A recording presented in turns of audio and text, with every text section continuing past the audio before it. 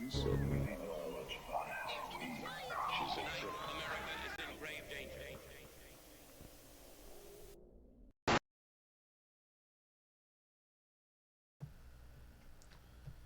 Hello, everybody. That took way too long.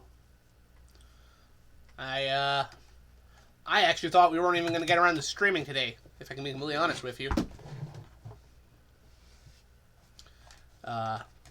Seriously thought we were just going to raid over to Cobra when she started with what I had to handle. But I have decided, no, fuck that. We're playing Alien Syndrome. It's not even a question in my mind that we're playing Alien Syndrome. As soon as my capture wants to capture, that is.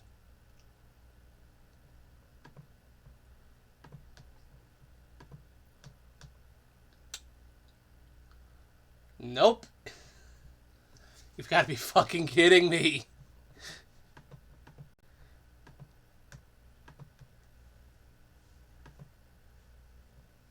I'm telling you, it's been like every little thing that can go wrong keeps going wrong. I'm telling you. Like, what the fuck? Yeah, I haven't plugged into the right thing. It's just not capturing it anymore. Let's try turning it off.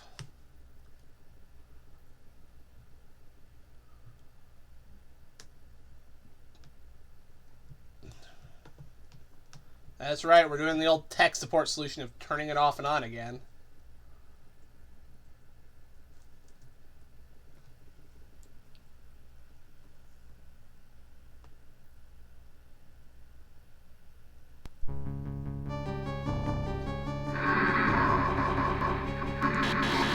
Come on.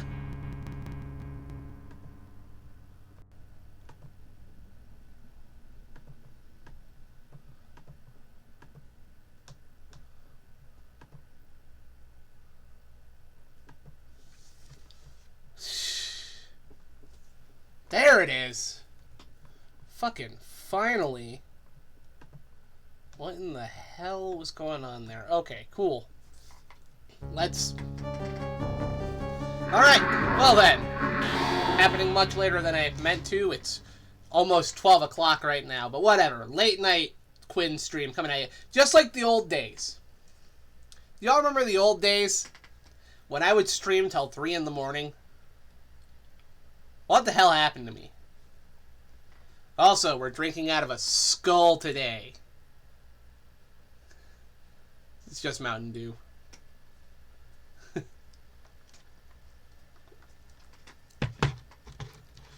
just gonna drink out of a skull. Why not? Anybody out there? Anybody got their ears on? In space, nobody can hear you stream or some stupid shit. I don't know.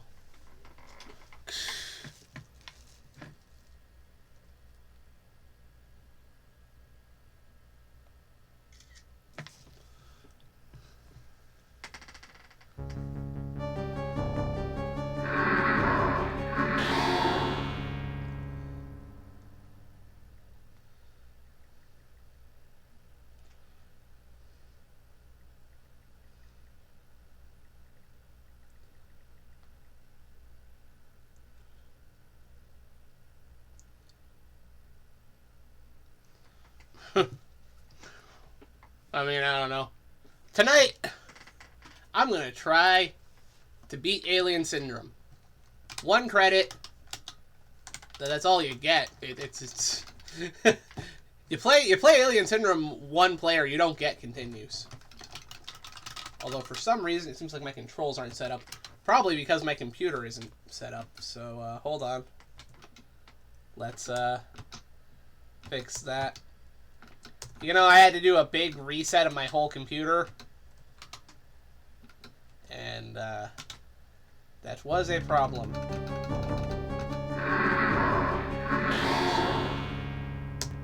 Coin 1.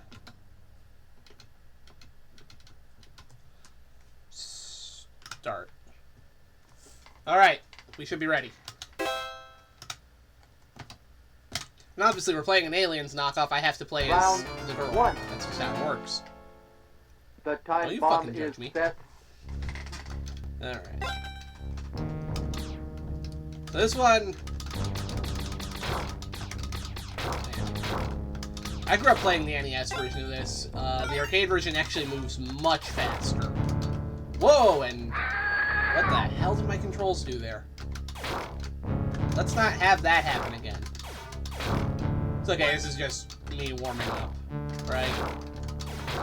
It's the warm-up run. Nothing to take serious.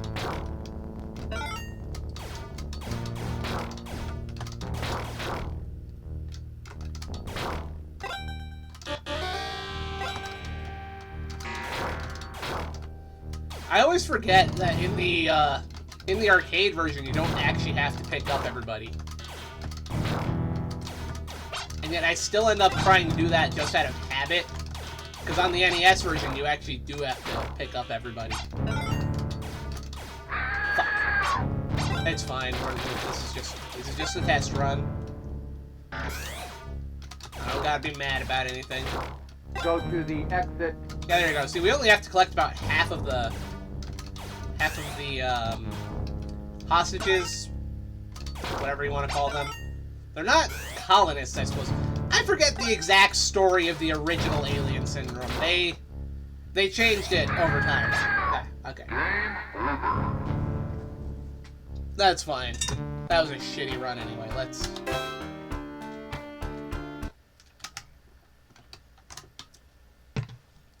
try that. Round one. I do not plan to stop until I've actually The time finished this bomb game. is That is set. the plan for today's stream. I wanted to get started way earlier in the day, but it's whatever.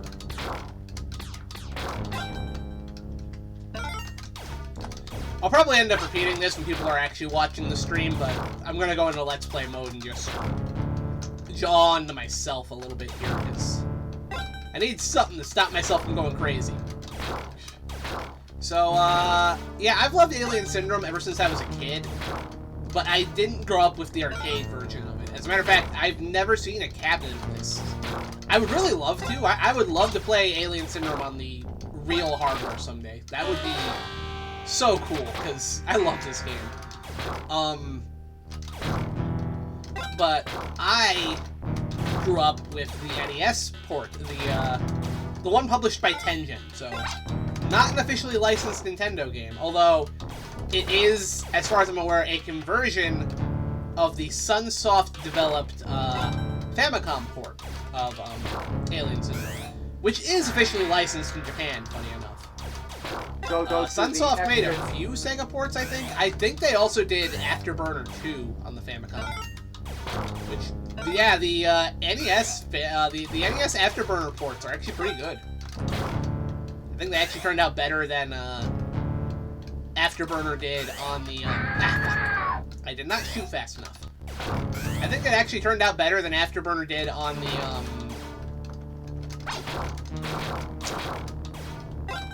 Come on, I'm trying to focus.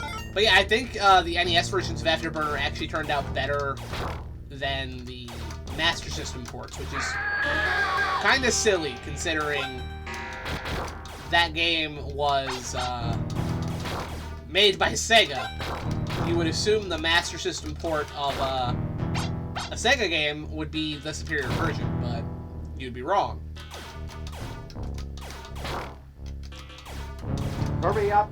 Actually, funny enough, the NES version of Alien Syndrome is more faithful to the arcade version than the Master System version is. The Master System version of Alien Syndrome is very weird. Round I've one. never played a ton of it. The time I should at bomb some is point. set. I would have done that tonight, actually, had things gone to plan. But they didn't. I don't know if I'll have time to check out any other ports. It kind of depends on how long it takes me to get my shit together with this game, because we're still just warming up. I am playing this with my arcade stick as well. Wanted to have as accurate an experience as possible, even though we're playing this off of MAME, and MAME's emulation is far from accurate for a lot of things. But, you know, I've never actually played this off the real arcade board, so I can't quite compare like some other people might be able to. Not that it matters. I first played the fuck. You know what? No, we're just gonna... I first played the arcade port of this on the Xbox, because they included it as an unlockable in Sonic's Ultimate Genesis Collection, which was a kick-ass collection. Excuse me. And I was so excited to see that they had the arcade version of Alien Syndrome on that. I went after that, like, first, as far as what I wanted to unlock. I forget what the exact... I forget, because I think Space Harrier was the one you had to play Super Thunderblade for, I'm pretty sure. So I don't remember what you had to do to unlock Alien Syndrome on that, but I did do it. And I did it as soon as I could to get to play the original version of one of my favorite video games. And it was well worth it. Getting to finally play the arcade version after growing up with the NES version was crazy. I never would have imagined how different this was to the NES version. The NES version is like really, it is accurate to this arcade version. Like they recreate a lot of the levels, the maps, the layouts, borderline perfectly, which I love. But it does change a few things. One of those is that in order to beat the levels on the NES version, you do have to actually rescue every colonist. Comrade, I guess. They don't actually call them colonists. Well, yeah.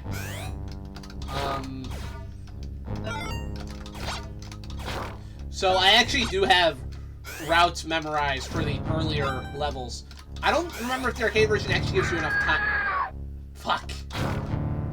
I don't remember if the arcade version actually gives you enough time to save everybody on every level, though. But you do get bonus points for picking them up, so I see no problem with going out of our way to save our comrades. Alright, just kill me. We're gonna start over. I haven't even cleared the first stage yet because I'm not taking it seriously.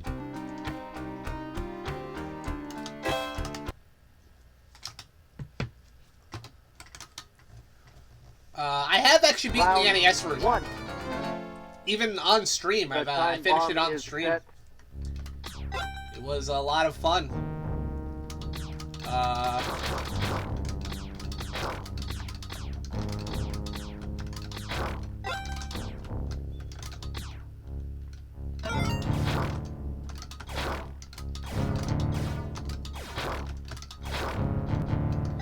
I will say, the hitboxes in Alien Syndrome have always been a little wonky. I can't pretend they aren't. There are times where it looks like the alien is nowhere near you, but you still get hit. And it's kind of because all the hitboxes are just giant squares. So it's a little tricky to nail them down.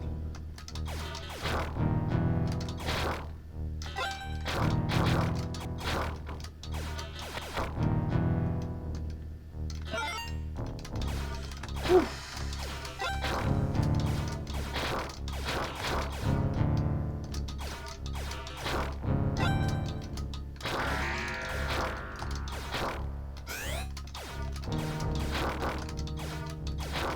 Go to the exit. See, that's only half the guys you have to pick up.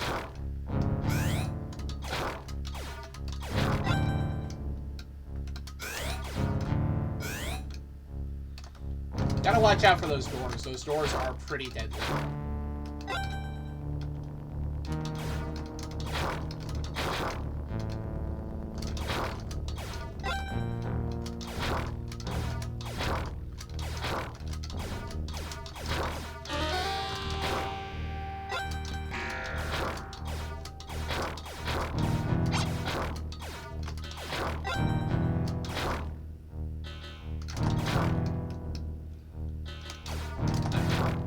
Those green guys are annoying because they can shoot projectiles. Hurry up. I love how you can actually see the pipes in the foreground, like, flashing.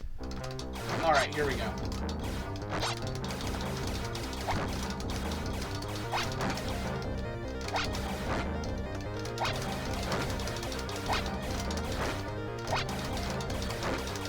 Now, in the NES version... Oh, fuck. In the NES version, you actually get to see the, names of the, aliens you're fighting, too, which I always thought was cool. Hurry up. Oh, this guy. Caution. Caution. There we go. First stage down. Round 2. A little annoyed that I took a hit time there, bomb but is set. it's fine.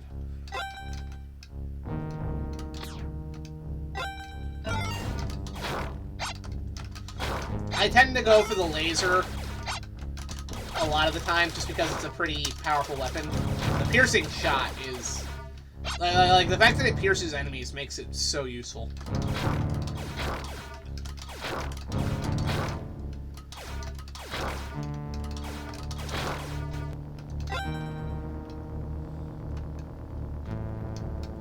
Alright, I love this room.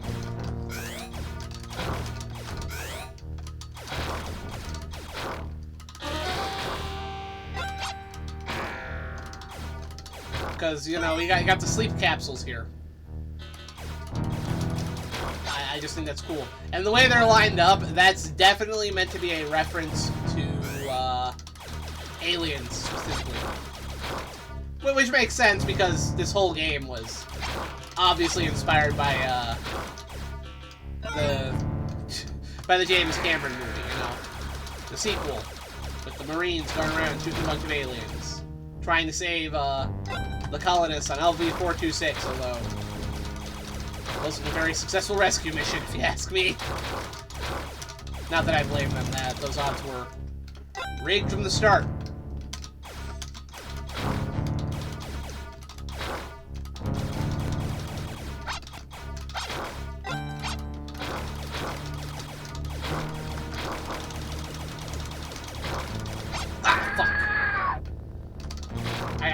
I was actively trying to remember, are the blue ones the spitters? Are those the spitters? Yes, they're the spitters.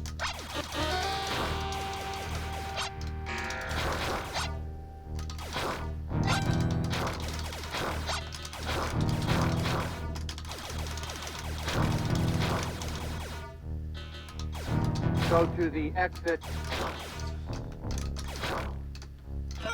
Hurry up. We're already running low on time, so... Oh! Caution. Oh! Okay, no, they can both spin. Okay.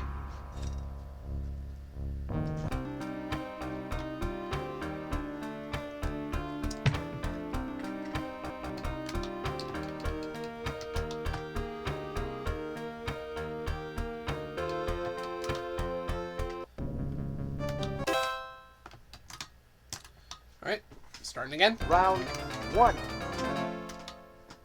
The The time bomb is set.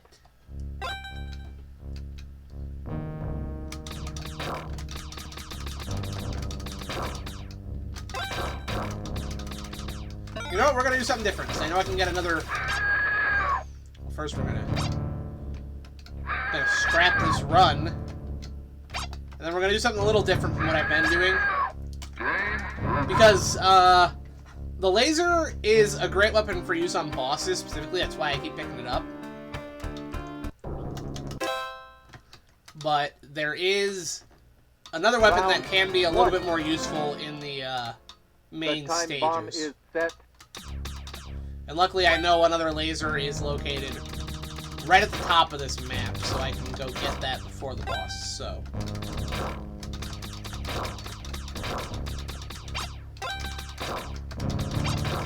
Here we go.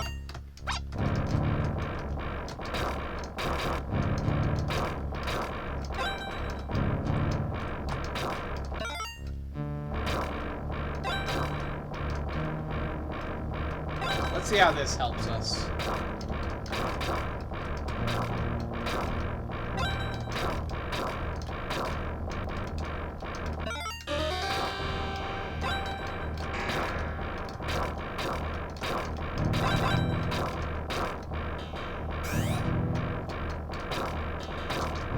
Go to the exit. Look at that, we actually cleared this more time than we normally get through with.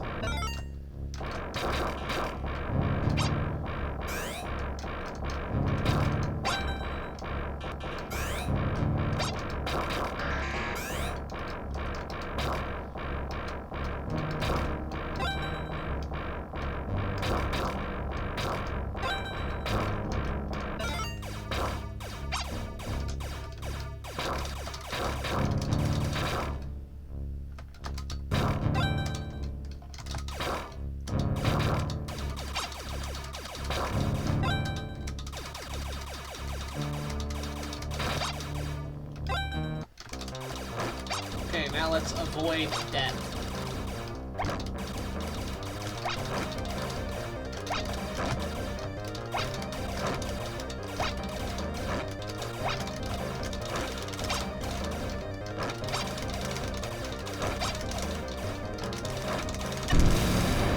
Alright.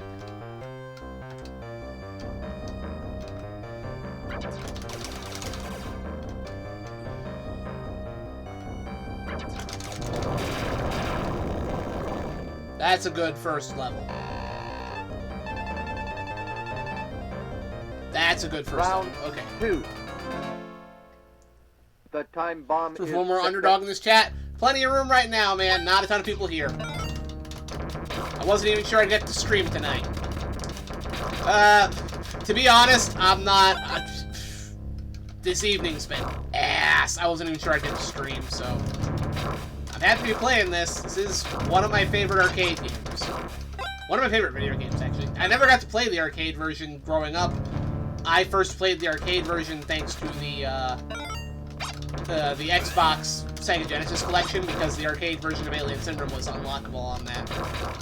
I grew up playing the Nintendo version, which is actually a really good arcade port when you compare it to all the other ports of Alien Syndrome. Because the version they put on Master System, it had issues. The arcade, the NES version actually manages to mimic the arcade version quite nicely.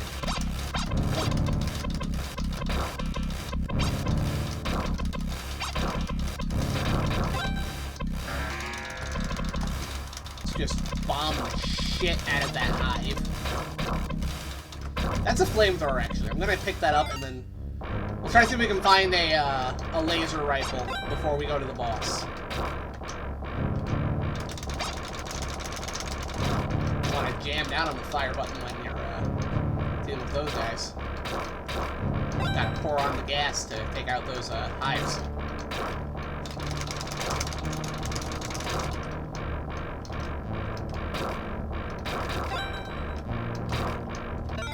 Never seen this game before either. Oh man, yeah, no, Alien Syndrome is one of my favorite video games of all time. Go to the exit. No shit, but this is like super inspired by Aliens. As you can see in this level specifically, where we're fighting like straight up xenomorph knockoffs. Oh my gosh, I just want to get that colonist. Hold on. Wow, okay, they are just Caution. swarming me. Caution. Caution. There's the laser rifle, I wanted that. Get to the exit, fuck. Caution. 10. 9. Nope. 8. 7. 6. Please 5. give me a little bit more time when I get to the boss. Okay, okay. We got 30 seconds. Just like the pizza dude in Ninja Turtles. Hurry up. I can make it. I can make it. We're still good. Caution. Caution. Caution. Woo! Chickens look like xenomorph muscle things. They do! Alright, so there we go. That's level 2 down. The time bomb is set.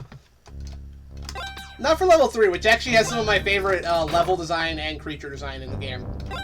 I like the weird eyeball enemies in this one. Like, there's these weird, jumpy spider crab things, but they shoot their eyeballs at you. That is so fucking weird. I love it.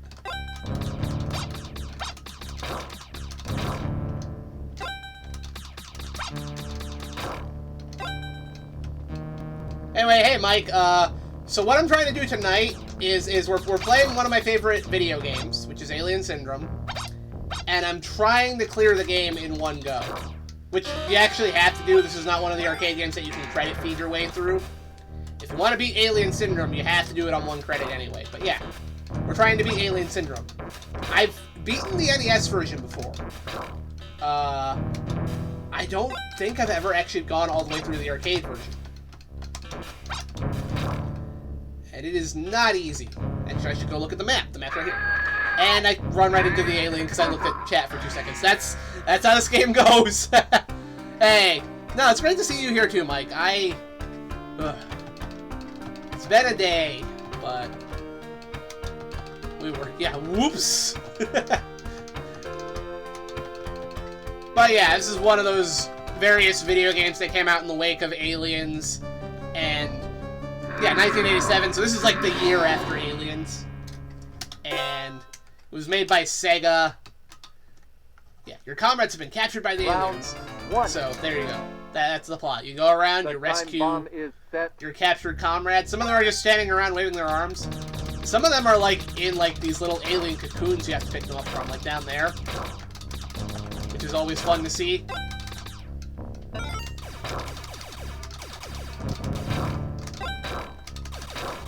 We're gonna get the flamethrower again, because that really helped speed things up last time. Still have to be careful though, these guys can kind of slip in past the flamethrower if I'm not careful and kill the shit out of me.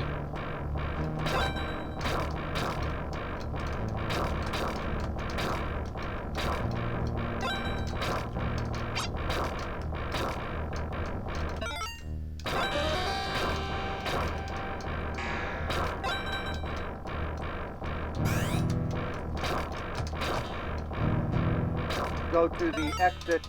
Oh, that's the grenades. I did not mean to pick those up, but I'll work with them. Because I could go to the exit now, but I still have like 90 seconds left on the clock.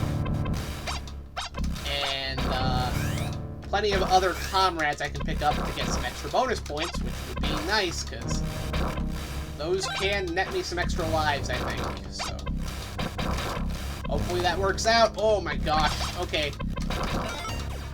I have to ask Grant sometime if this has rank. Because I think Alien Syndrome might have rank. I think the game can tell when you're playing well. Because that was a big swarm. Okay. I think we have 2 more guys over here to come grab. There we go. Okay, no, it's just the one guy, so we can head back to the exit. Here we go. Alright. Here we go. A Sophie. Here we go. Let's laser the shit out of a Sophie and clear the first level. Okay. It's the first one down.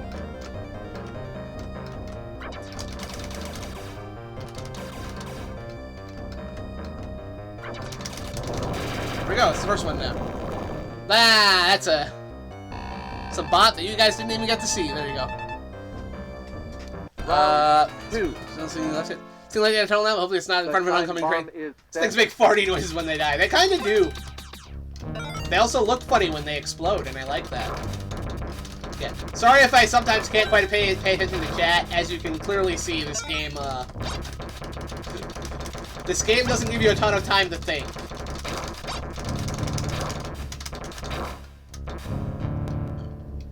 It really likes to throw waves of enemies at you while you're wandering around. Now the good news is that I have a lot of the maps mostly memorized from playing them on the NES version. This arcade version and the NES version share basically the same layouts, which is nice. You'd think the Sega Master System version of this would be a little more accurate to the arcade version, but no. The Master System version is actually very, very different. I'm gonna stick with the Fireball for now, and we'll try to get the Flamethrower that's over here. That'll really help me clear these guys out while I grab the last few colonists. I keep calling them colonists, even though I don't think that's what they are in the story. It's just, that's the aliens talking. Hey, at least you can actually save the colonists in this game. Couldn't do that in Aliens. Forget the colonists, you couldn't even save your comrades. Oh, fuck. That's not good. That was a lot of hostile organisms closing in on my location.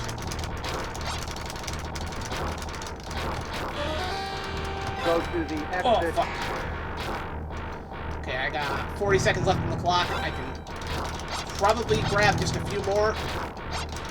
I need to go get that laser. That's what I need. I think the laser's in here. No, the laser's down there. Fuck. Hurry up. Go get it. Because without the laser, we're fucked. Carson. Alright, here we go. Carson. Carson. Carson. Alright. I did not catch this guy's name. It is irrelevant anyway. He looks like meat. He's going to be meat. He is meat.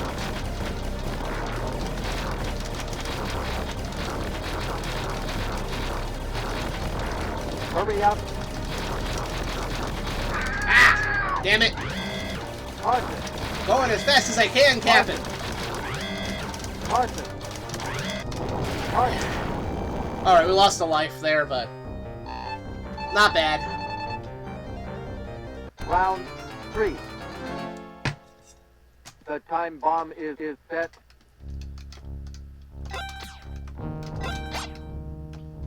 I will say, I've always been disappointed that Sega never did anything with this franchise on the Sega Genesis. Fuck!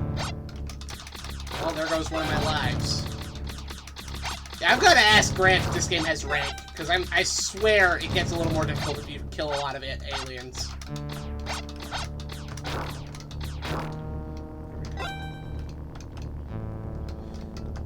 For people who might not be aware, rank is it's a system that a lot of video games actually have, where certain criteria can actually increase the difficulty of the game.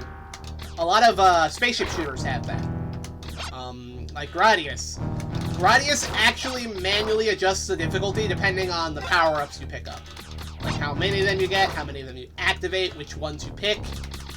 Each one actually adds to the rank of the game, which makes it harder.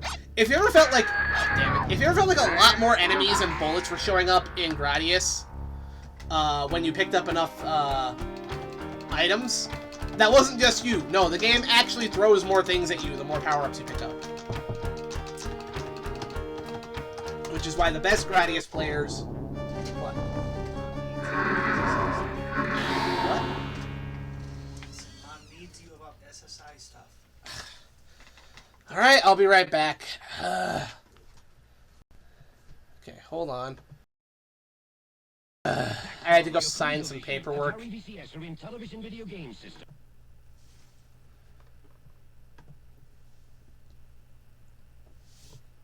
And, oh, there it goes. Okay, it's back. It's back. Yeah. Alright, I'm back from signing stupid paperwork. Let's give this another run. Round 1. Okay. The time bomb is set.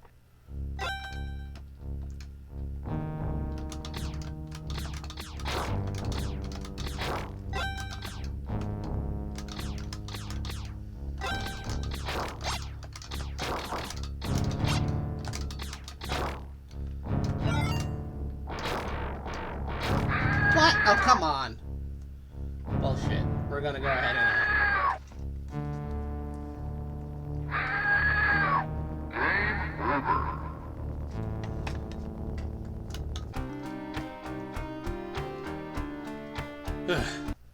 Hey, Falco. I made it to about stage 3, but then I had to get up and go sign some paperwork, so... The time bomb is We're set. back. And we're gonna try again. been a slow night. I have not had a good evening. I've actually been losing my mind. You'll notice we've been live for almost 5 hours now. I only just started streaming barely an hour ago because life decided to take a big fat dump.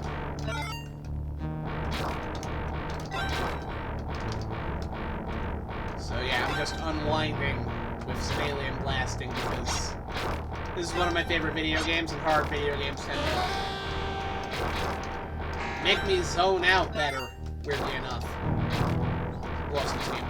Trying! Plenty more that'll have to be dealt with later, though. Go through the exit. Alright, we're not gonna go to the exit yet. Actually, I'm gonna go pick up the rest of the colonists, because I got plenty of time left on the clock to do that.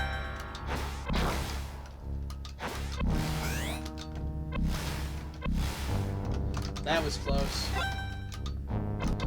I'm also gonna go pick up this laser that's up here, because it's pretty good for the boss. Although I think the grenades can be helpful on the boss. I'm just not a fan of their art. Here we go.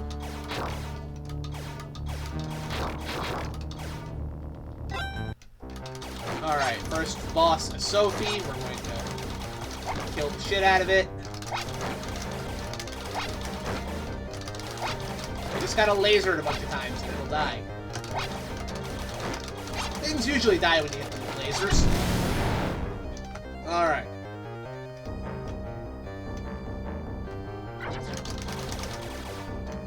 Now to take this guy out. One more should do it. There we go. It's level 1 down. I saved a ton of the colonists, so we're good. Round 2. Round 2. The time bomb is The one with set. the xenomorphs. Because Sega had to play that hand early, I guess. Gee, what hit blockbuster movie was Sega thinking of when they made this game? You know, fuck. I mean, you know, it's very familiar somehow, you know? Like, it reminds me of something, but I just can't place my finger on it.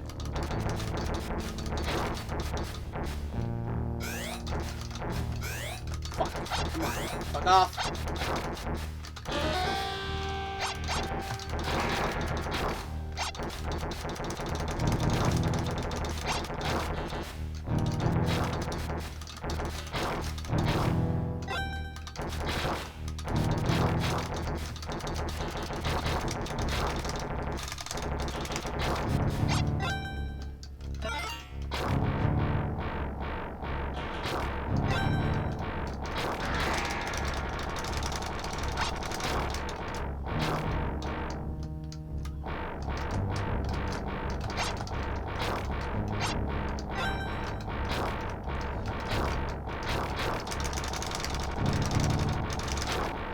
Okay.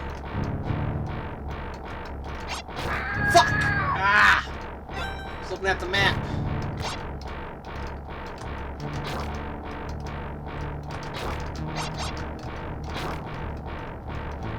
Did I miss somebody? Yes, I did. Go to the exit. Can't go to the exit yet. Damn it. Alright, let's try that again. That is a lot of those guys. Got on the high score table again, at least.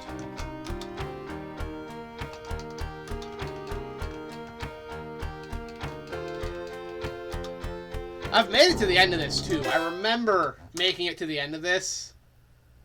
I just have to, The time bomb I just is have to make set. it there again in one run. On stream, because that was the whole idea today. I'd probably feel a lot more positive about that goal if I, yeah, if I had started earlier in the day. Damn it. Okay. Get the flamethrower, use that to kind of swap through the worms. And hopefully that will give me the time I need to pick up everything.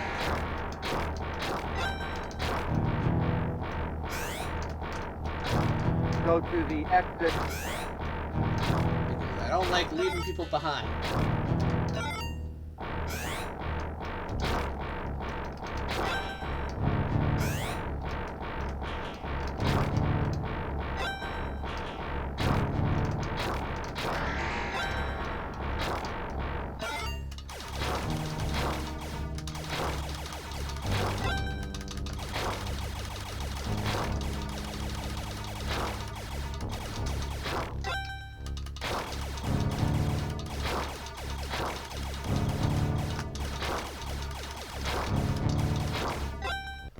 Alright.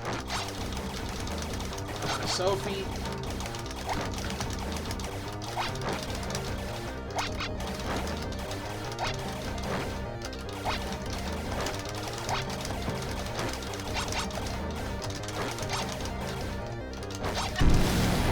Alright, that's our first one down.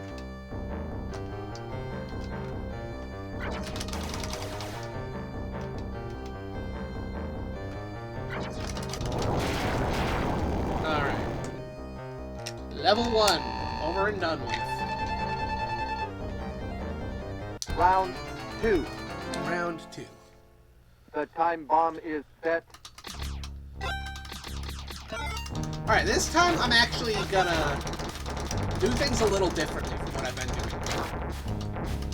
We're actually gonna make a beeline right for the flamethrower and use that to clear the rest of the area out.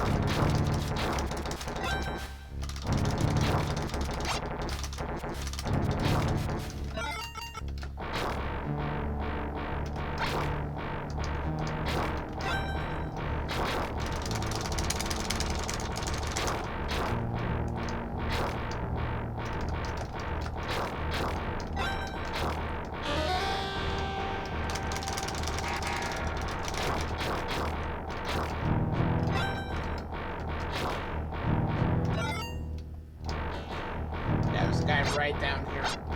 I'm gonna go pick them up first.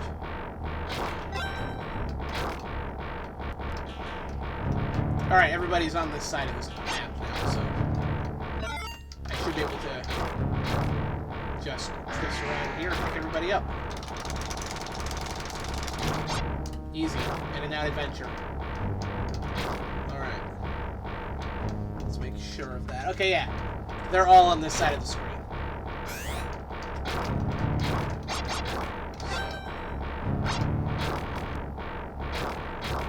Go to the exit. Ah, fuck! Ran right into it. It's okay. It's okay. We're formulating a much better strategy than what we've been working with already. So the maps do stop being helpful after you've rescued enough colonists. It's time for the laser. Fuck! Too many of them.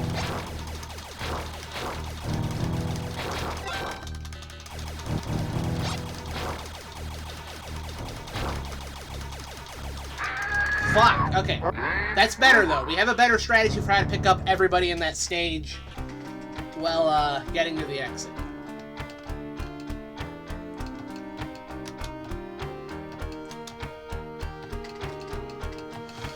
Whew.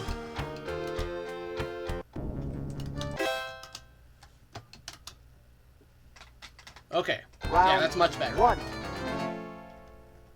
The time bomb is set. This first stage, we already have a pretty solid strategy for getting all the way through.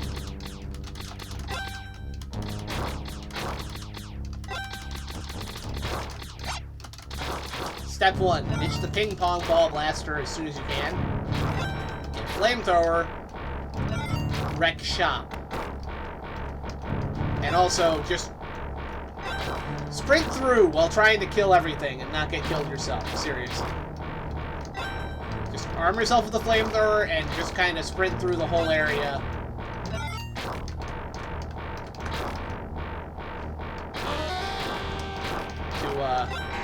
To pick up everybody with enough time remaining. Because once we pick up this guy, we're all ready to exit the level. But we have so much time left on the clock that I don't see the point in exiting yet.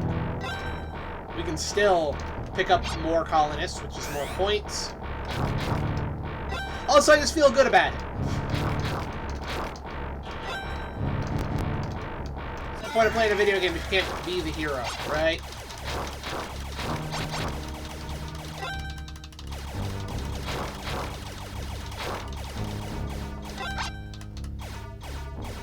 Alright.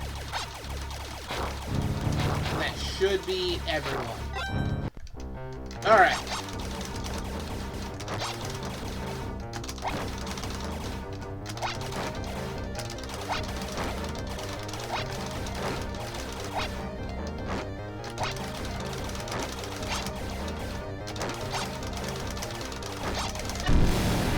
Alright. That is the first guy down.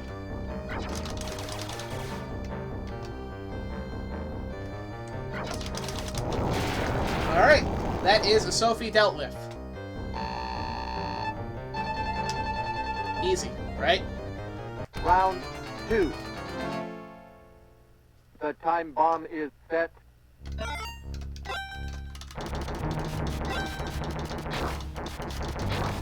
Alright, doing things a little differently from before.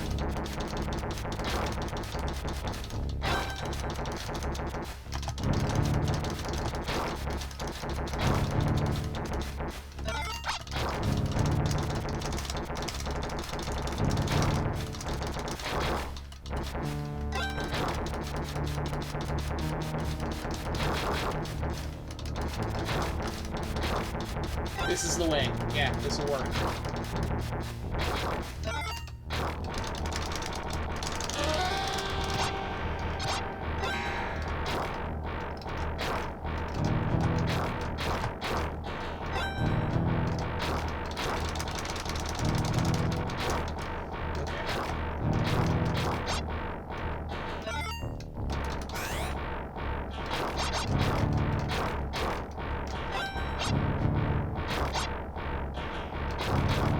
Go to the exit.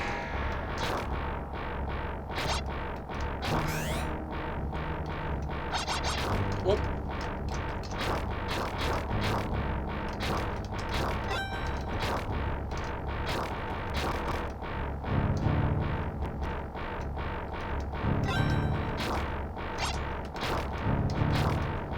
Gonna need that laser.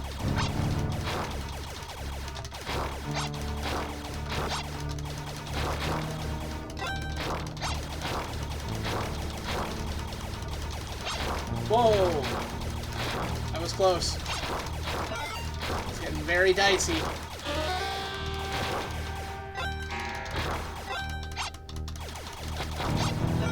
Fuck! Oh, man.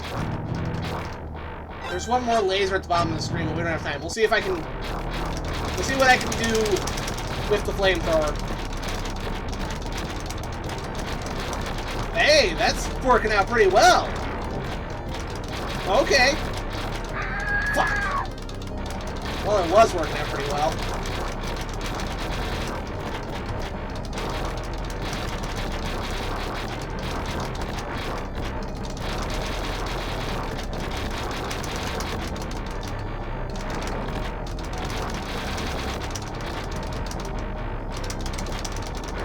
Fuck, that was too close.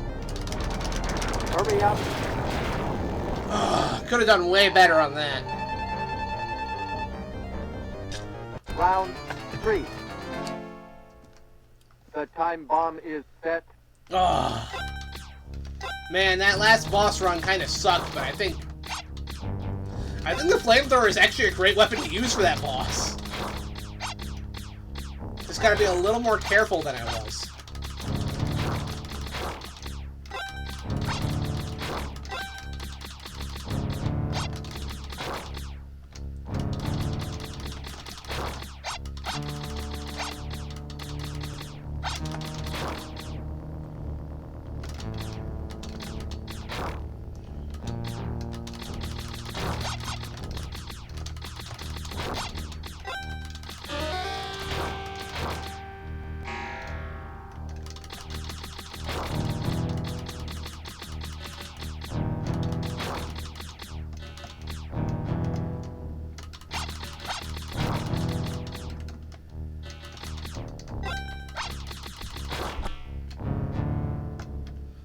miss one that was on the main landmass? I might have. Yes, I did. Alright, alright. We're gonna go back this way, and we're gonna go clockwise. That's probably gonna be my best bet.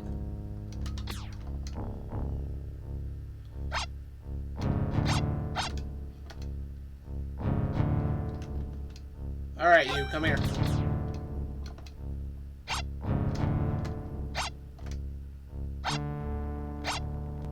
Oh, this is gonna be dicey. I don't think I'll be able to pick up everybody Go and get out to of here. the exit.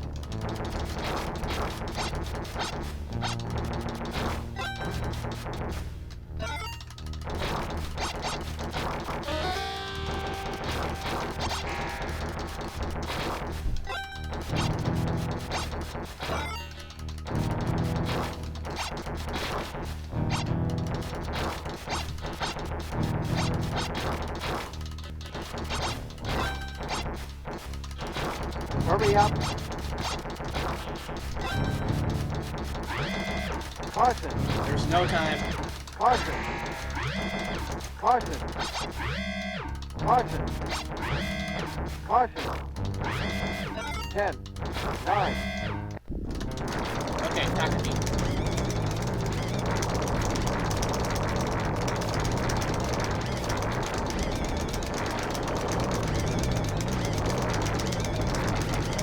Hurry up. Going as fast as I can, Captain. Carson. Carson. Carson. Carson. Carson. 10. 9. 8. 7. 6. 5. 4. 3. 2. Oh my gosh! That was clutch. Round 4. Alright, round 4. The time bomb is set. This is where the game officially gets hard, by the way.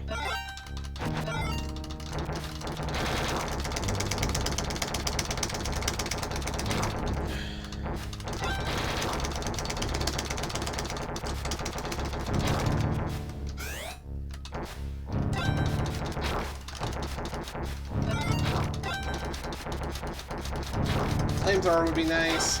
Or the laser, actually. The laser would also be great. I should go get the laser attack. They just gave me one right here.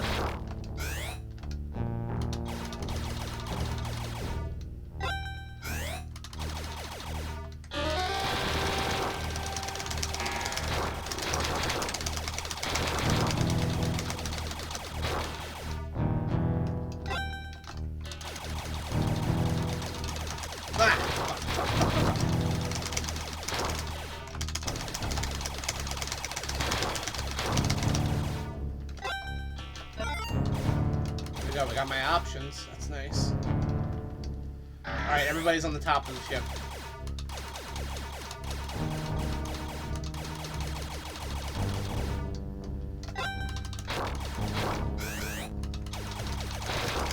That's the grenades. I don't want those. Those can fuck off. Just like these guys can fuck off. Stupid molders. Okay.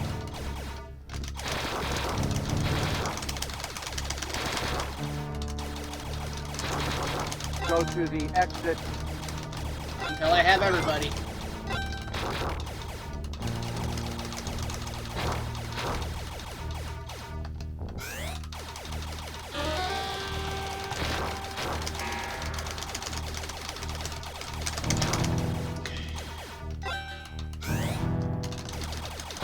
Oh, fuck, come on.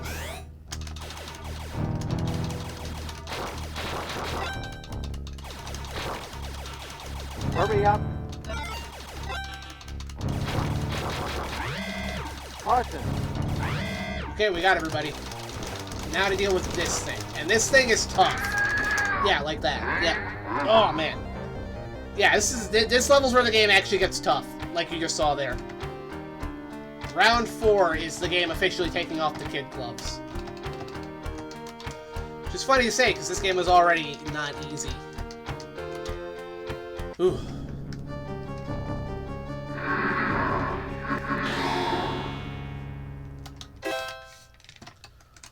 Alright, here Here we go again. Round 1. That wasn't a bad run either. That was pretty good. The time bomb is set.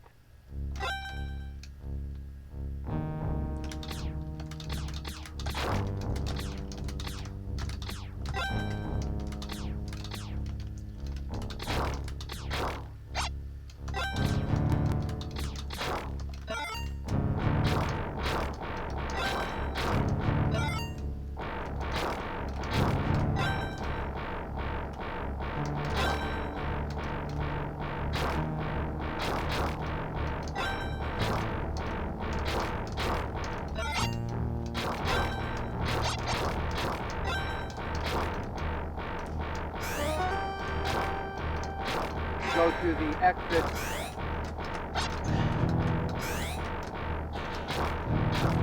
Those doors are killers.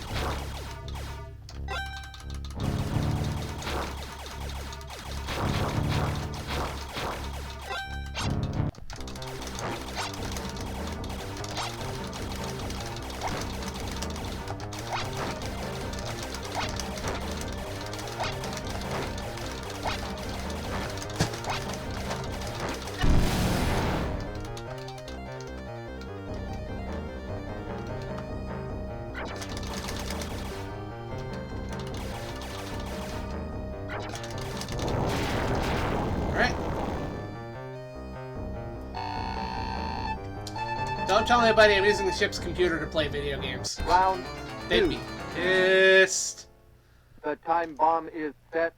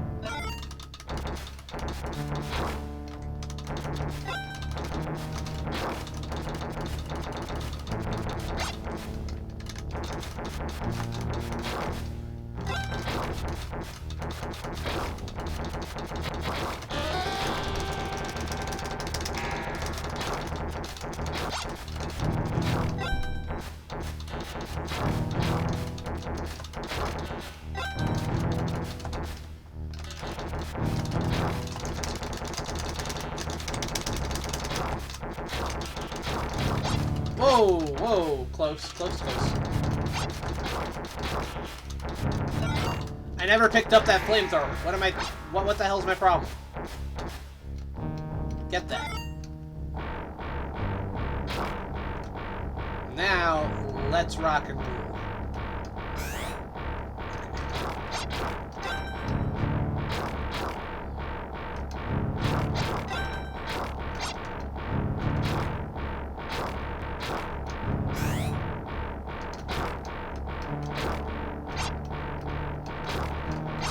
One right there in the middle that I haven't picked up, but other than that, everybody else is in the middle of the floor. Fuck! Move. Move, move, move, move, move. Yeah, you. I did not forget about you.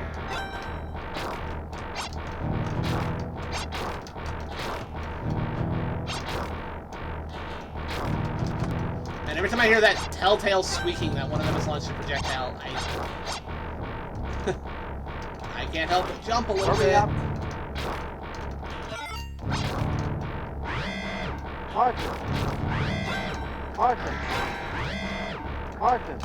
Oh my gosh. Ah, come on, you didn't even hit me. Carson. 10. 9.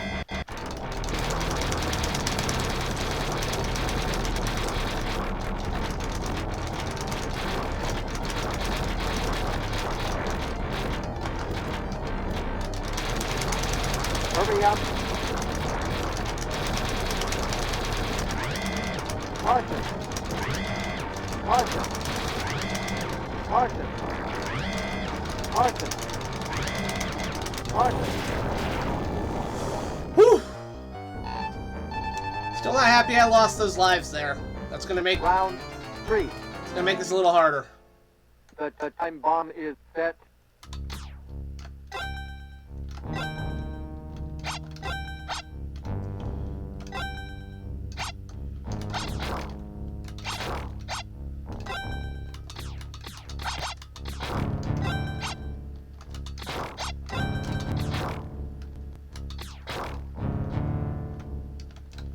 That was close. I nearly fell off the edge there.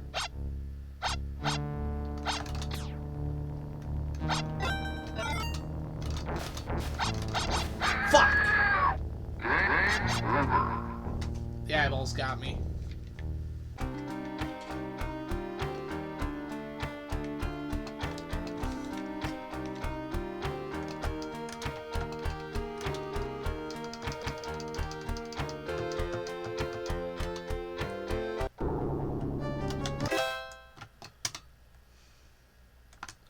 Round Keep going. 1. The time bomb is set.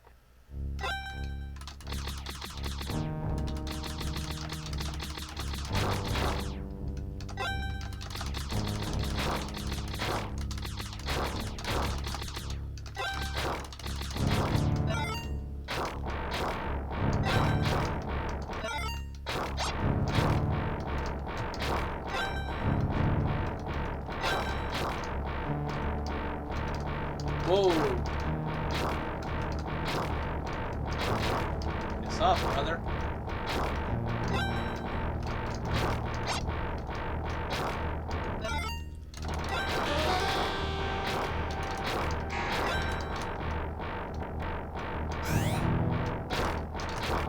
Go to the exit.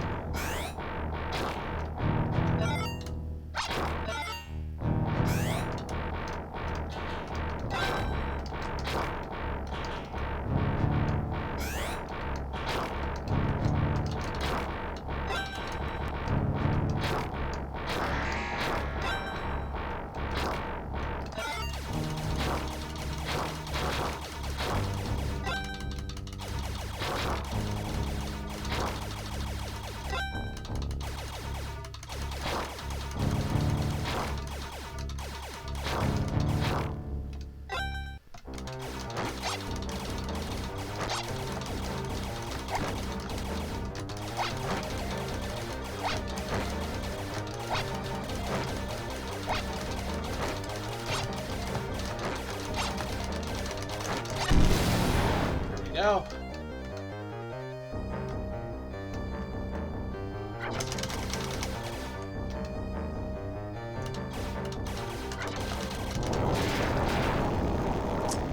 We got that level down pat. Round 2. Okay. Round The 2. time bomb is set.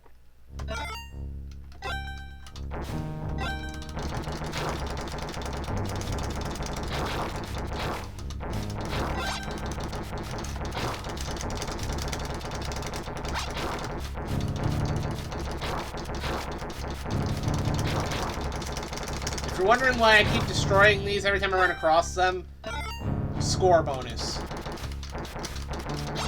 This score bonus is actually important in these old arcade games.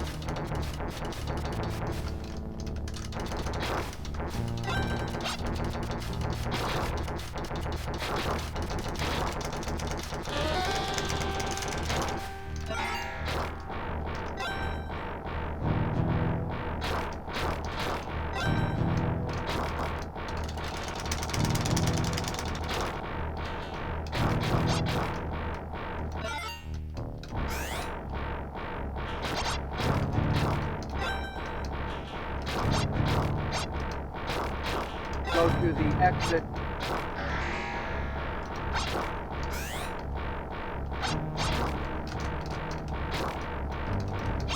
Ah, fuck! Too many of them.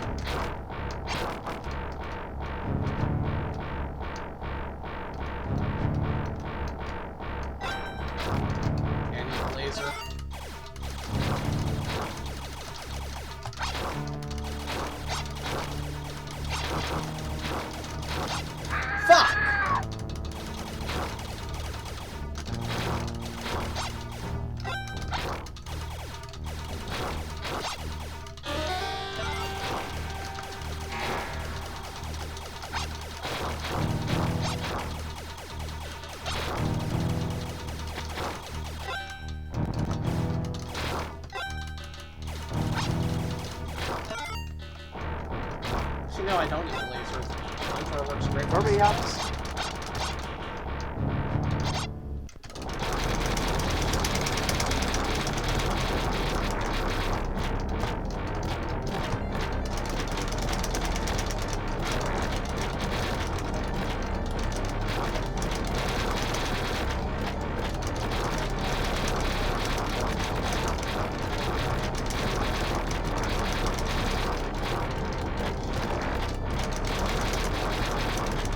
Hurry up. Mark. Mark. Whew! I'm really good at those first two stages. We have like Round actual strategies 3. for those now. The time bomb This is stage set. I'm gonna tackle in a clockwise motion once I get to the outer wall.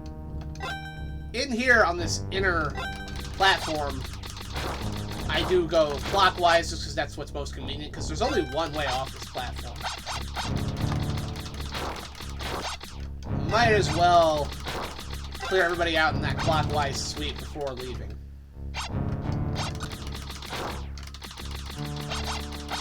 Okay, now we go clockwise.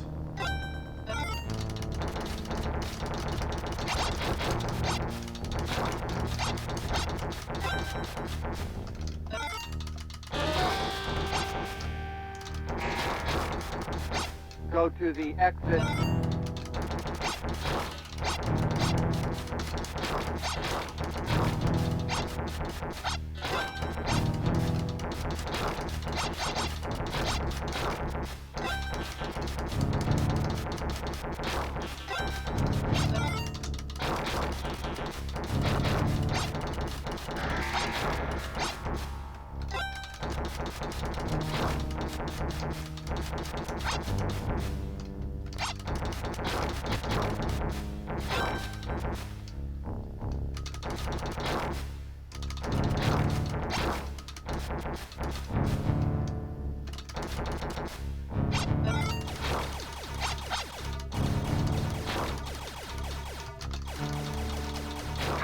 Fuck! We were close. I just tripped up there at the end. I've almost taken over the entire scoreboard.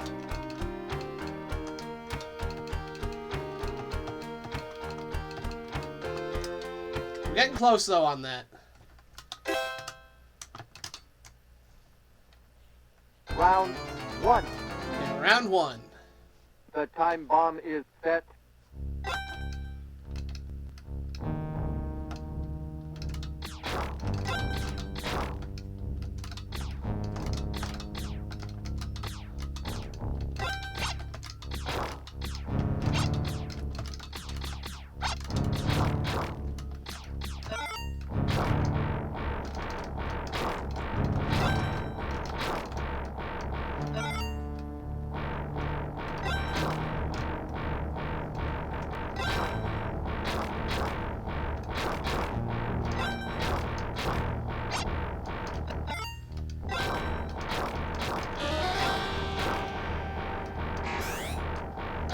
Go to the exit.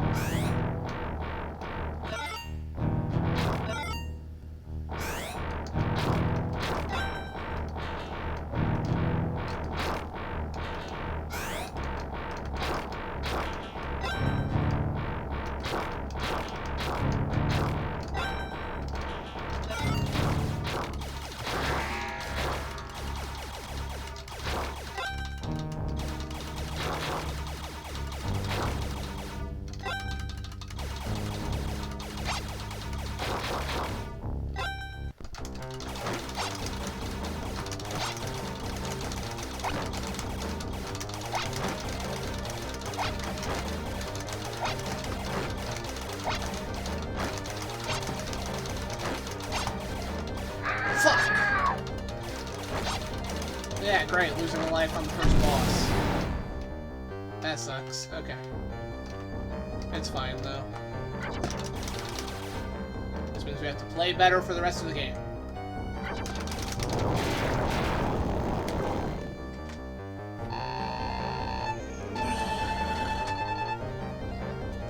Round 2. The time bomb is set.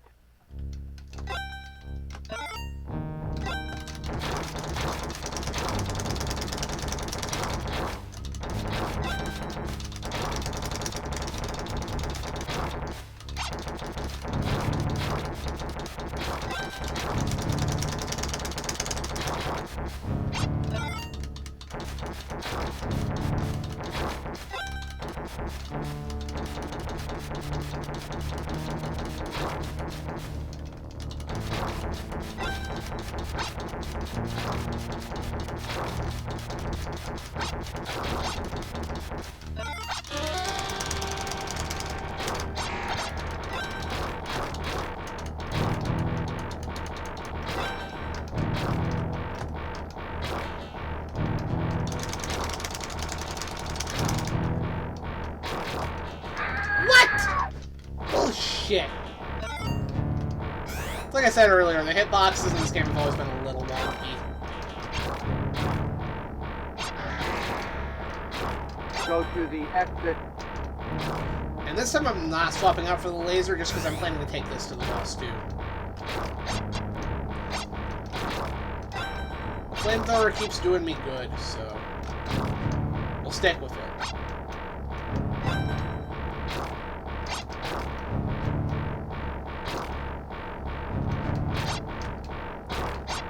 Whoop, that was close.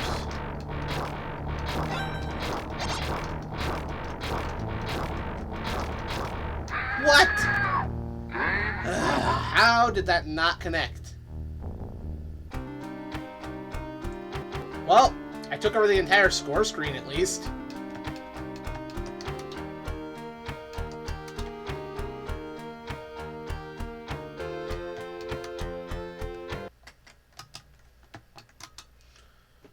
Alright, here we go again. Round 1.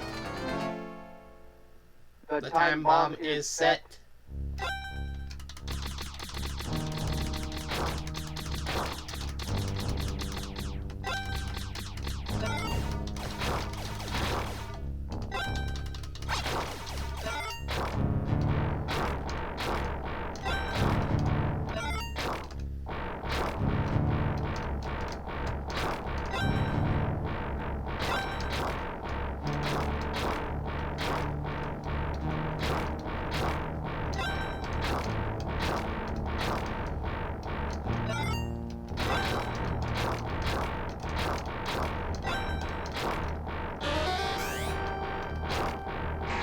Go to the exit.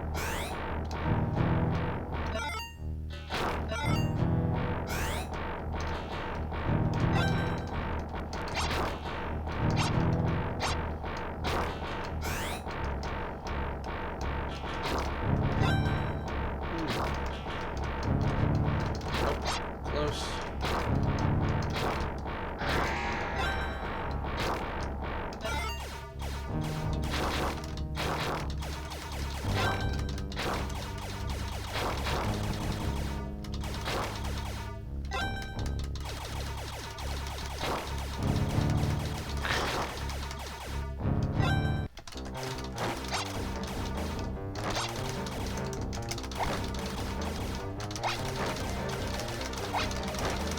What?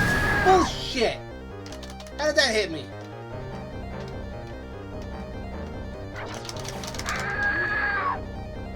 That wasn't anywhere close to me.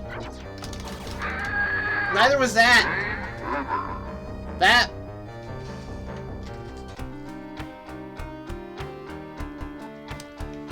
That was stupid.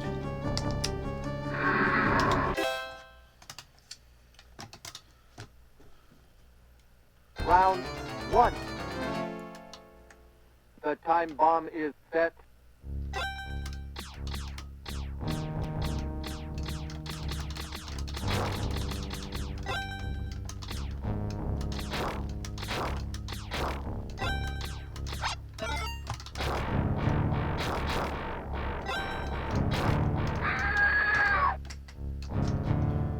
Well, you know, I'm gonna show you. Look at.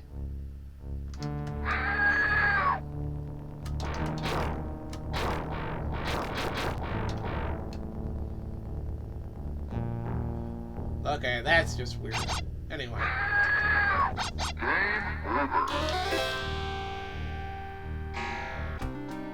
gonna start again.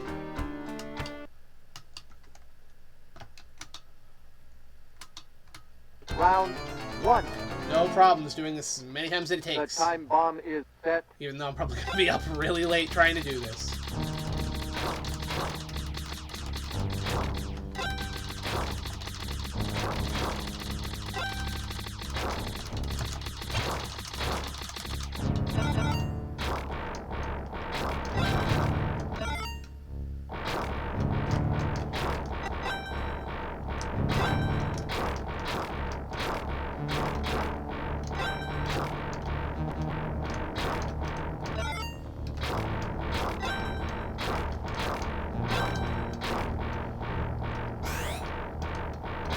Go to the exit. Shove it up your ass. Gonna save everybody.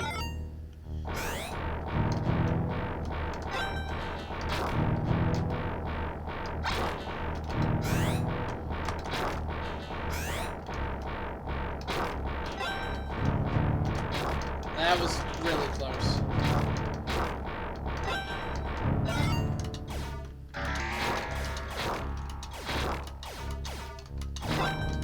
They go smart when you hit them.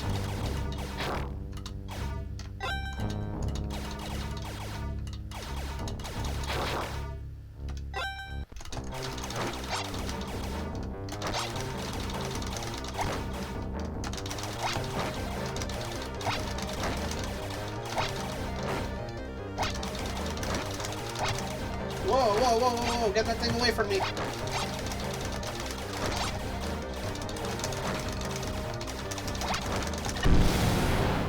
Alright.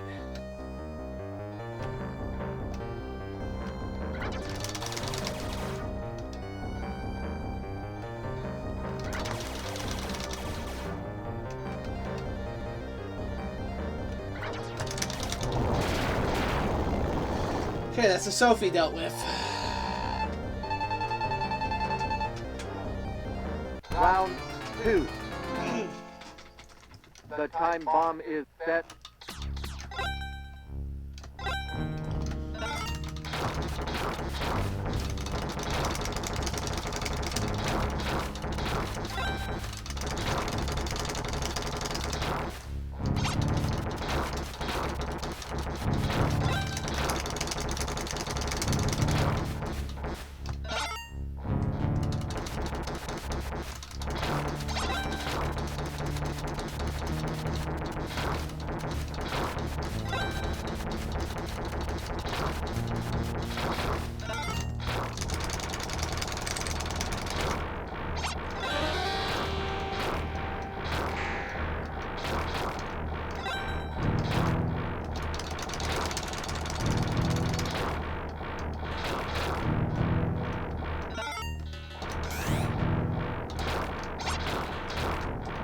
Fuck! How did that not hit them? Go to the exit. Sometimes the flamethrower just does not do its job.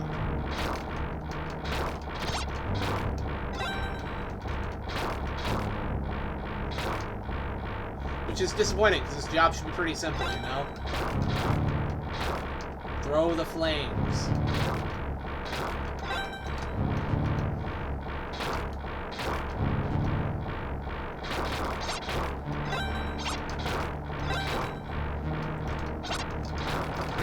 Bullshit!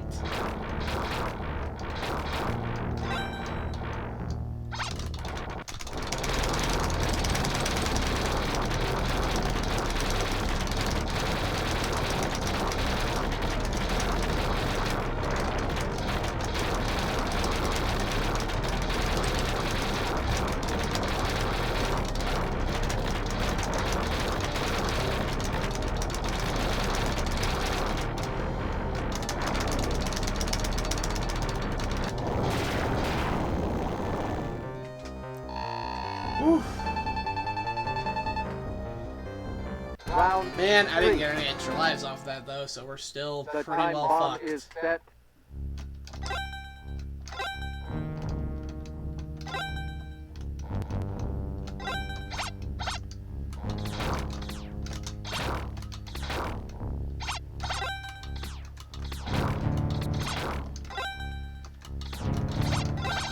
Fuck! Alright, starting again from the top.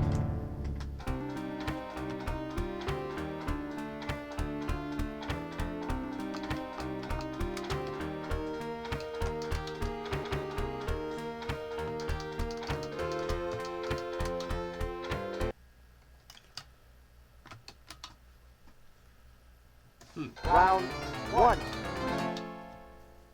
The time bomb is set.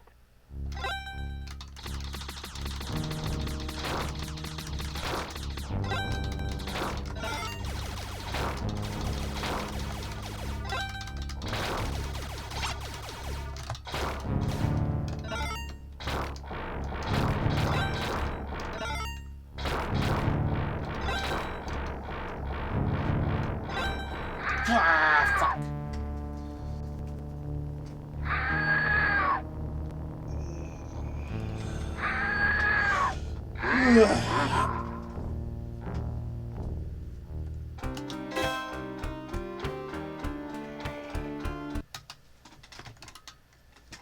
Let's try this again.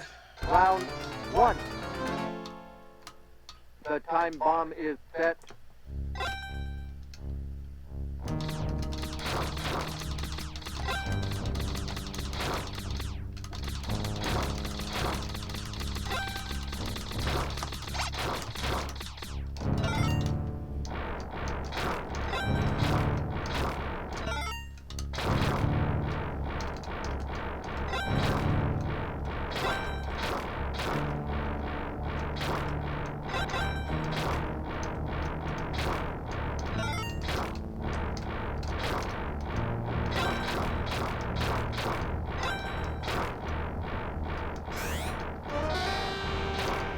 Go to the exit.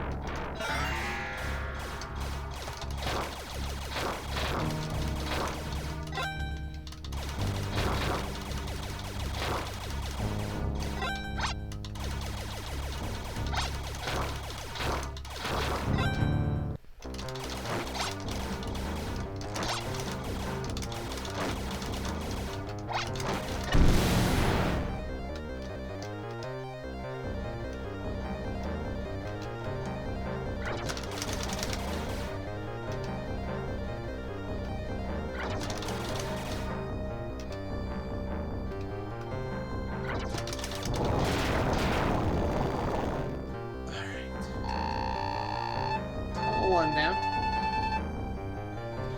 Round Level 1. 2. The time Level 2. bomb is set.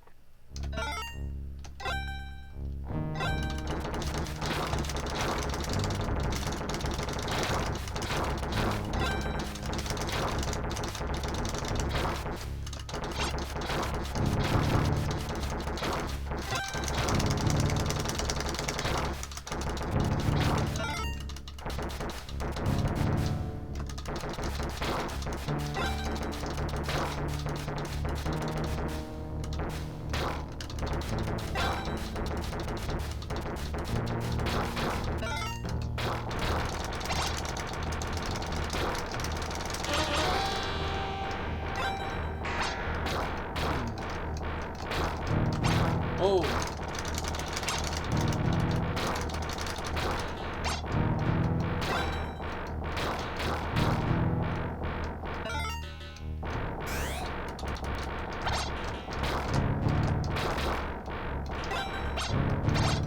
Ah, fuck.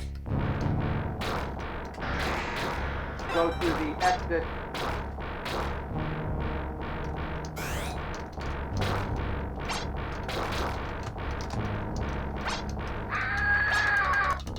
No, that wasn't good enough.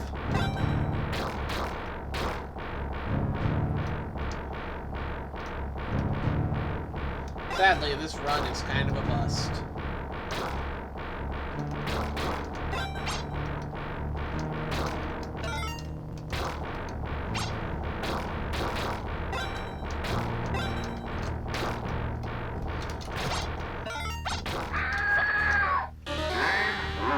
And they all just come in to eat my body, right?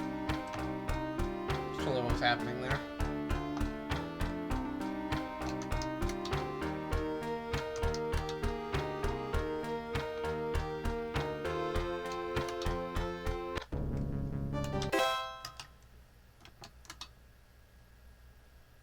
Round 1. The time bomb is set.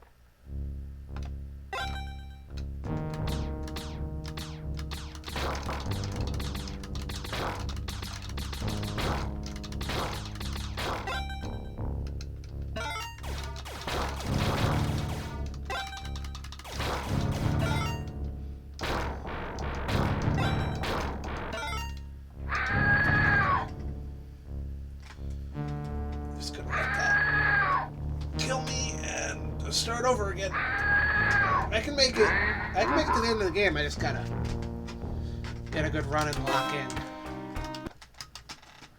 All right, so let's go. Round 1. The time bomb is set.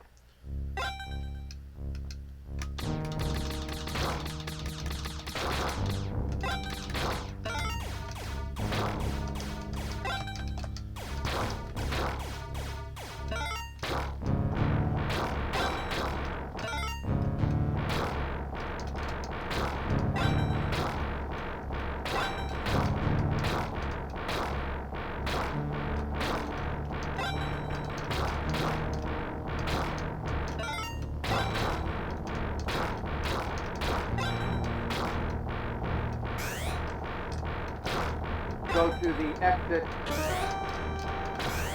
Wow, that is a lot of them showing up.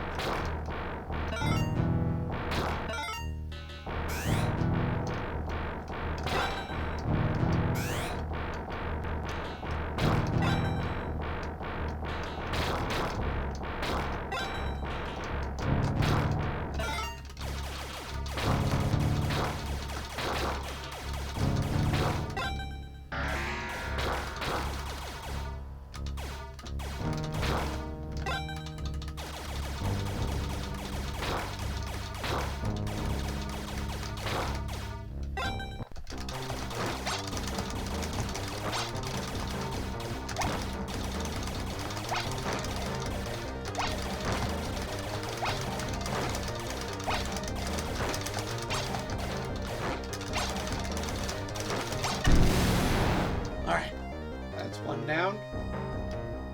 Now to deal with his second form.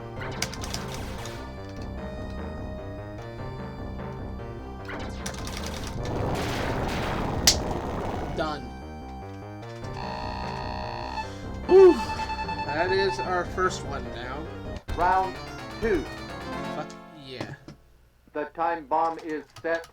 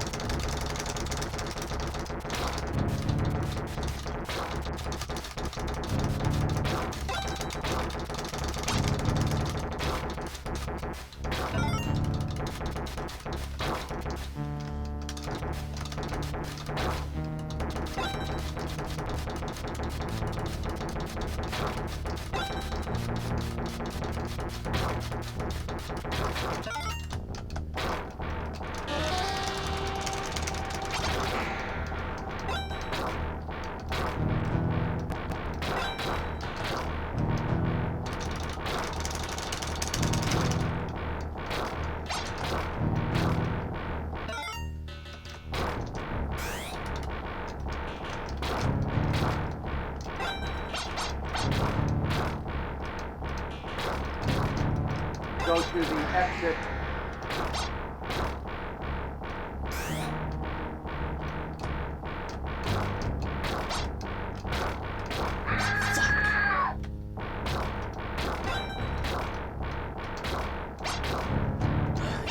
spiders are so annoying.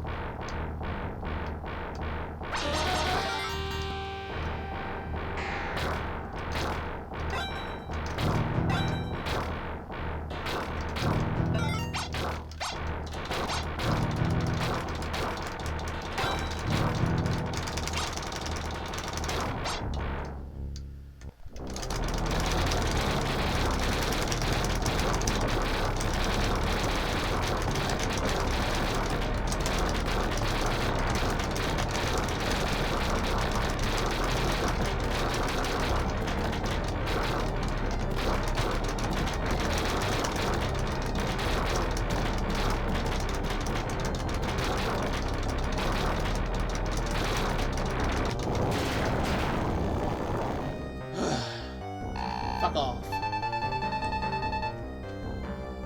Round 3. The time bomb is set.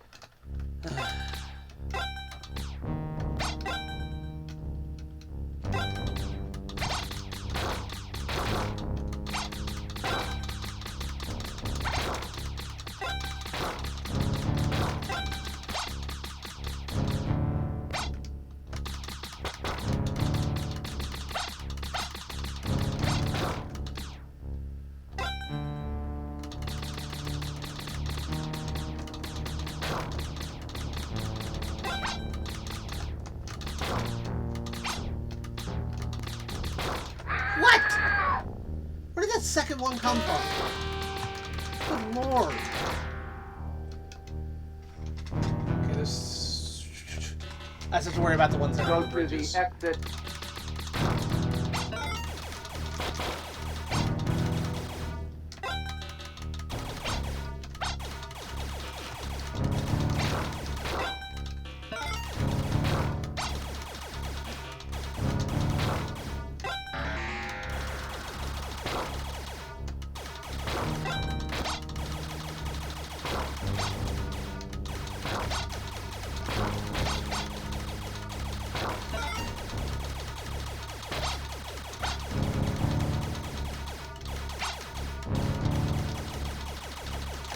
Oh my gosh. Ah!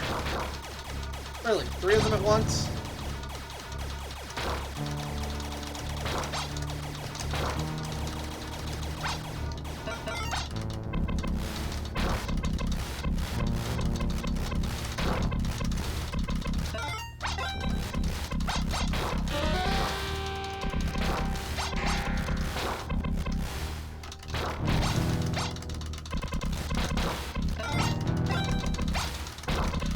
Okay, it's go time.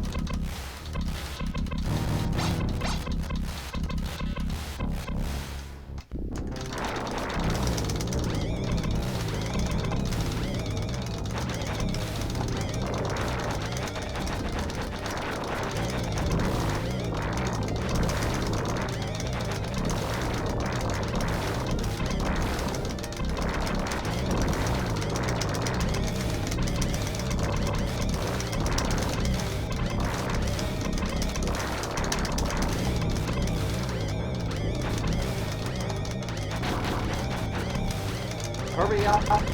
Holy shit, okay. That was problematic. Okay. Note for future runs. Bombs are a bad match for this boss. That is, oh, man.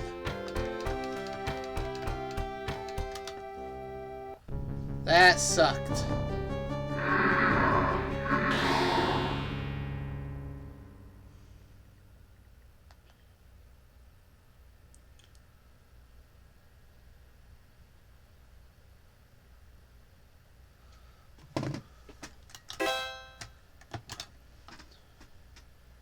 Round 1. Round 1. The time bomb is set.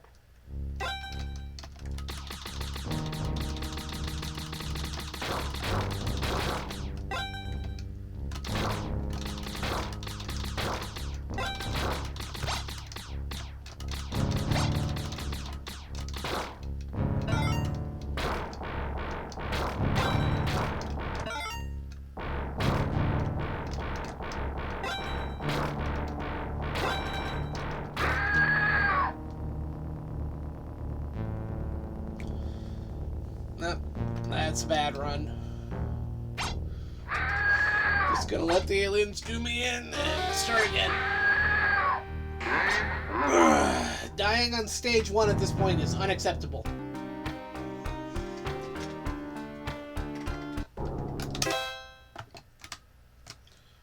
So, Round let's start again. The time bomb is set.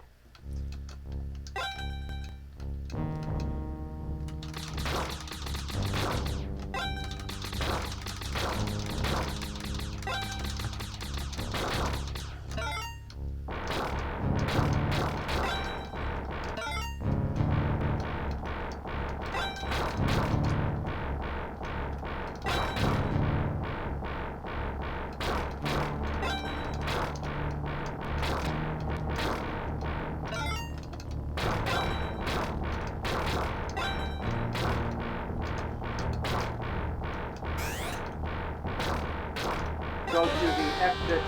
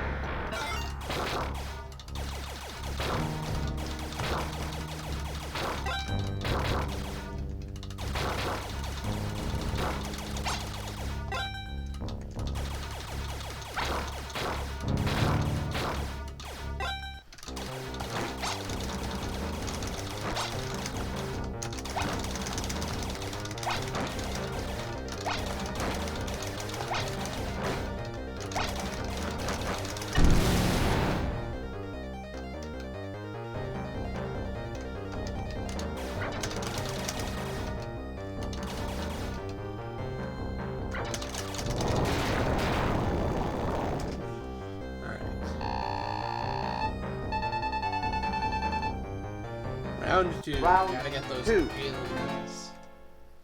The These time bomb xenomorphs is have set. to die.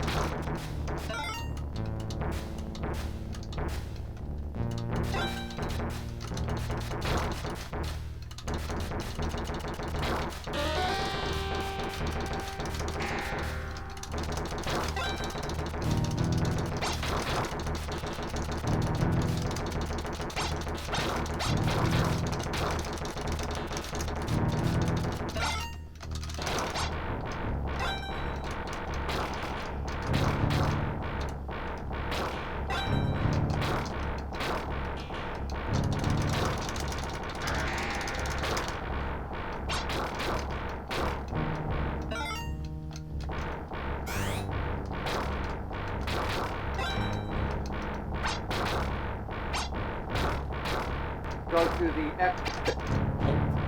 Close.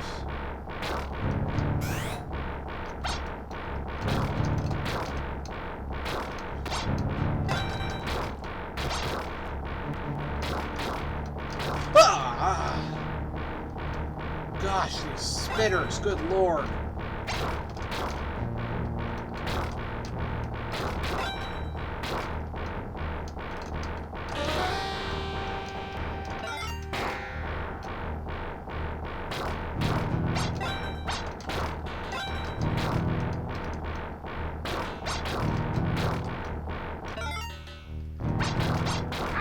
Fuck!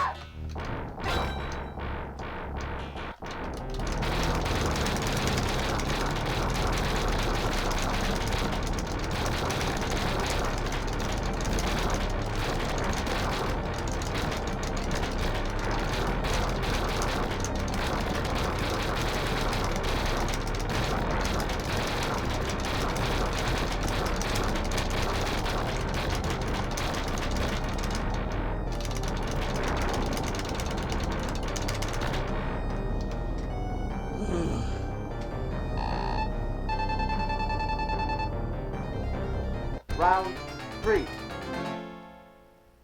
The time bomb is set.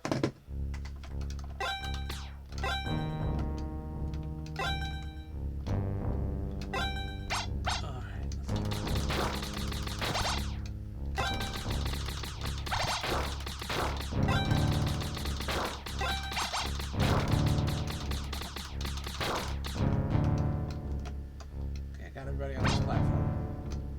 I can get myself off this platform.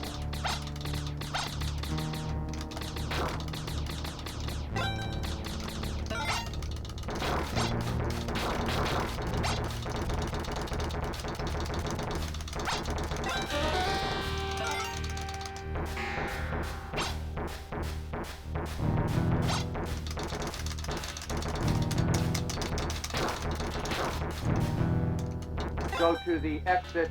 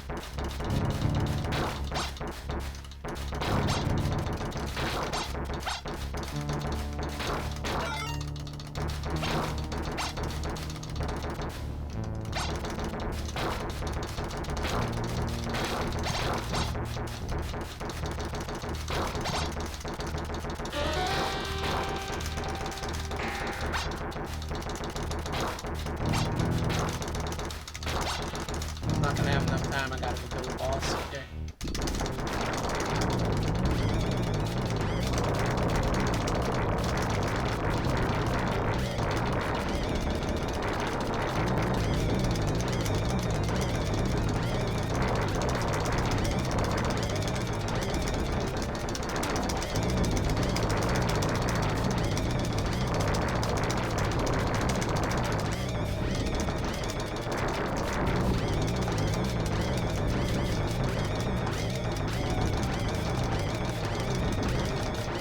Okay, this guy's little worms are gonna fucking murder me. Hurry up. No, no, no, no, no, no, no, no, no, no, no. That's Opa Opa. What's Opa Opa doing here? Fuck.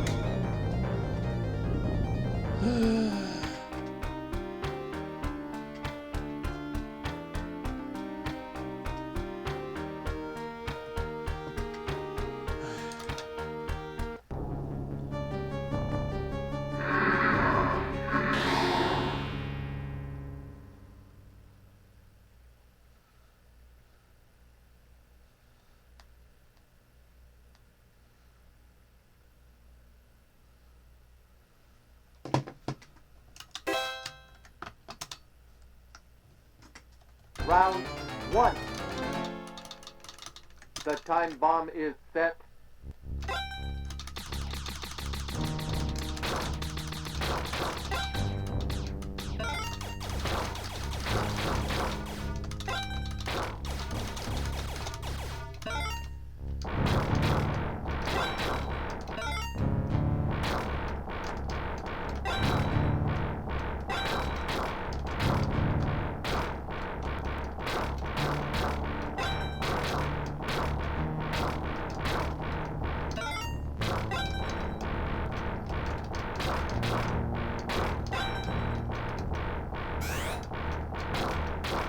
Go to the exit.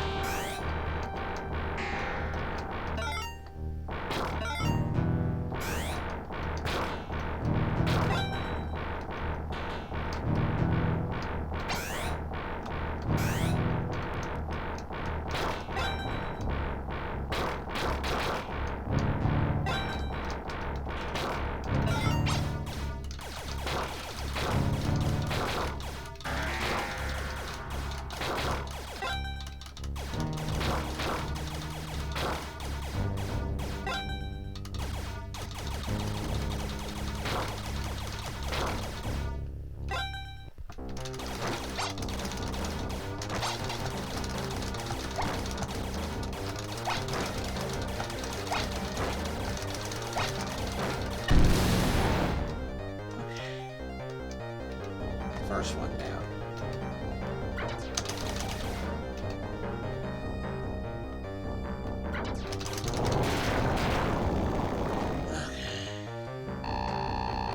There we go. Round 2. The time bomb is set.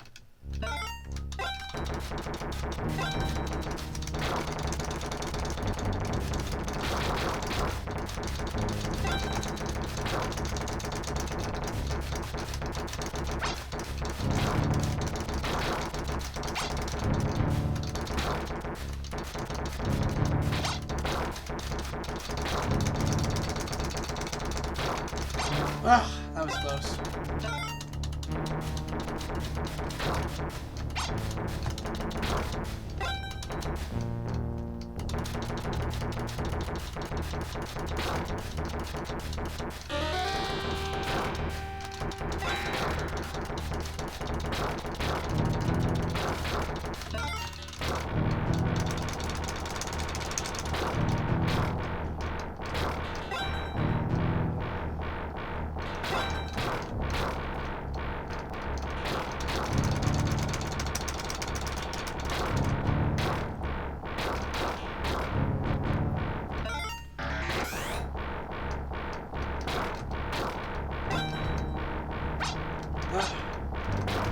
Ah!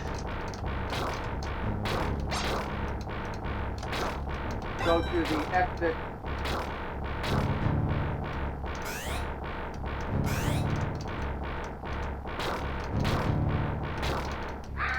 Motherfucker.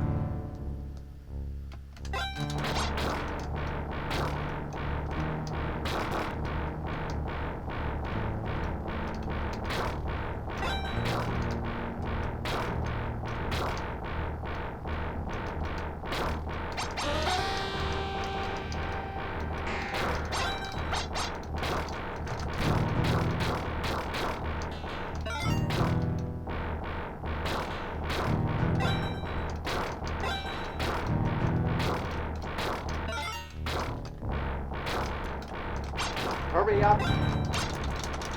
Motherfucker! Caution. Caution.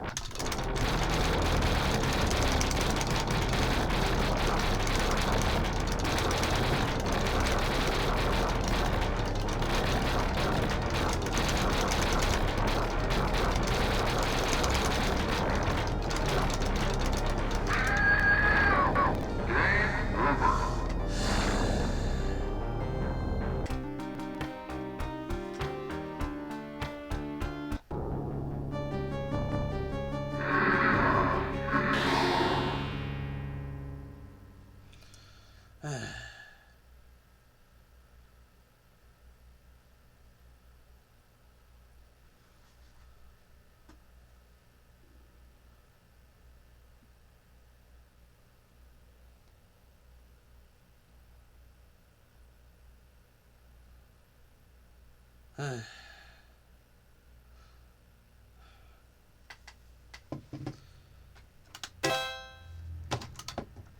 we go again. Round 1. The time bomb is set.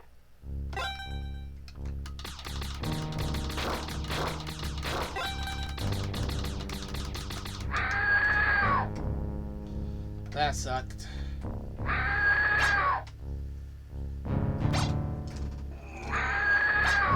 Man, I wish I had gotten started on this earlier.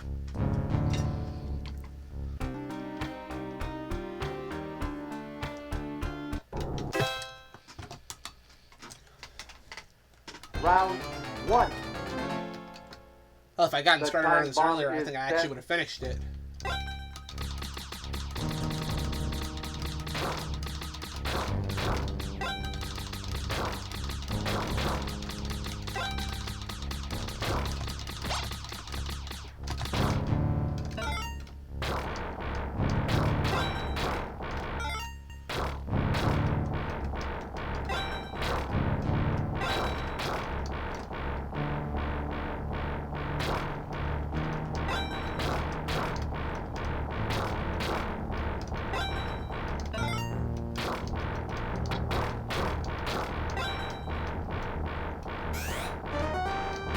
Go to the exit.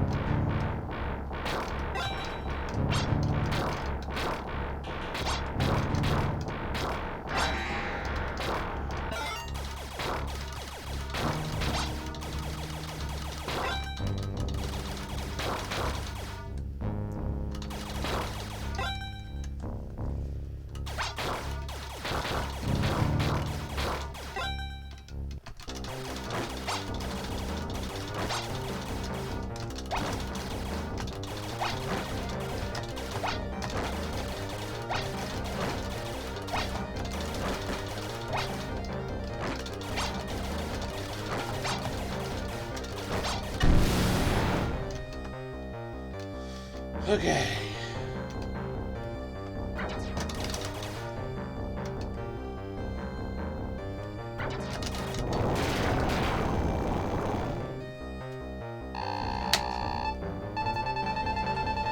That is Round 2. The time bomb is set.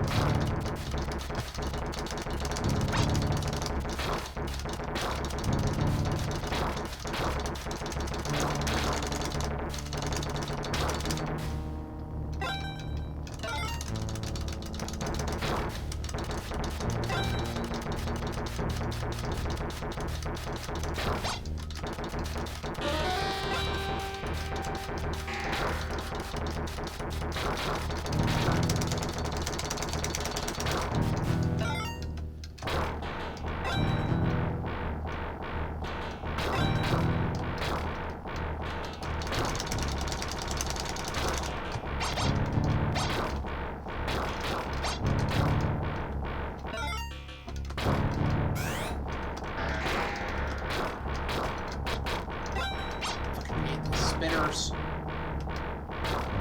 Go to the exit. Fucking existence.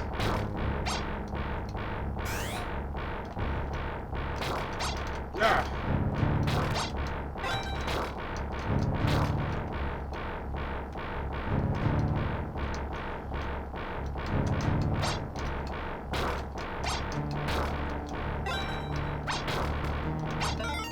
Oh, no.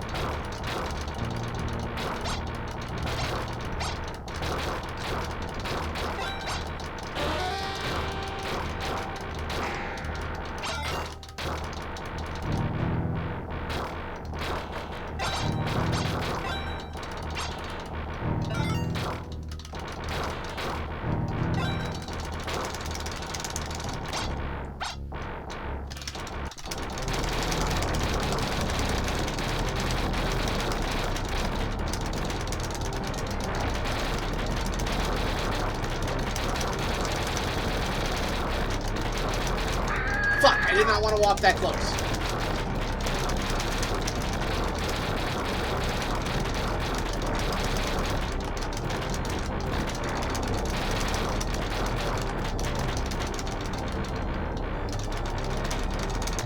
Hurry up.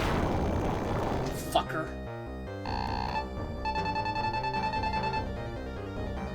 Round 3. The One more time time for bomb me, sure. is Okay. set.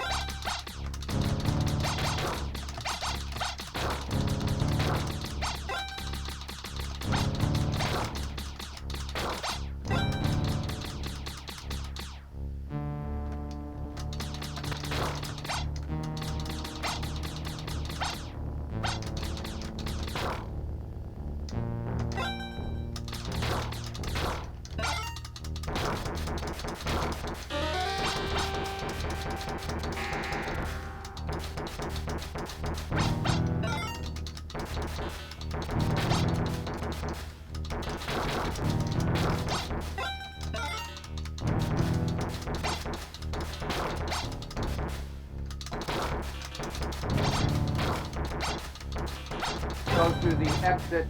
Not yet. I still got people to rescue.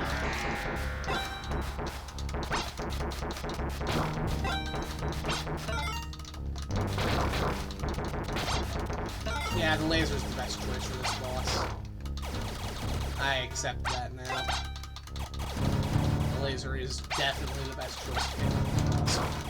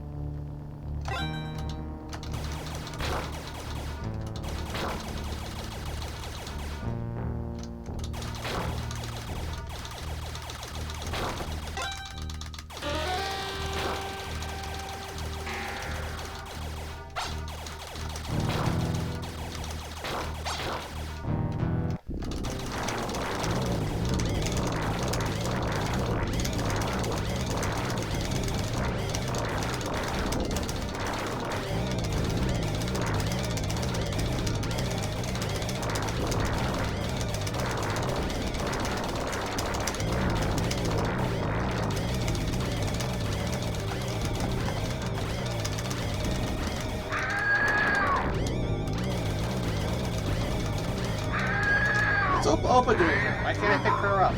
Or him up? I'm gonna figure out what's up with that. Opa's just hidden right there, and I don't know why. Round 1. The time bomb is set. Okay.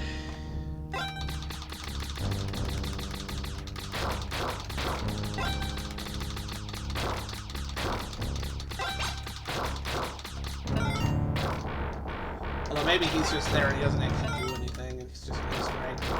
Because I touched him a bunch and he just wouldn't pick up. We'll go and get him first thing this run, just to make sure.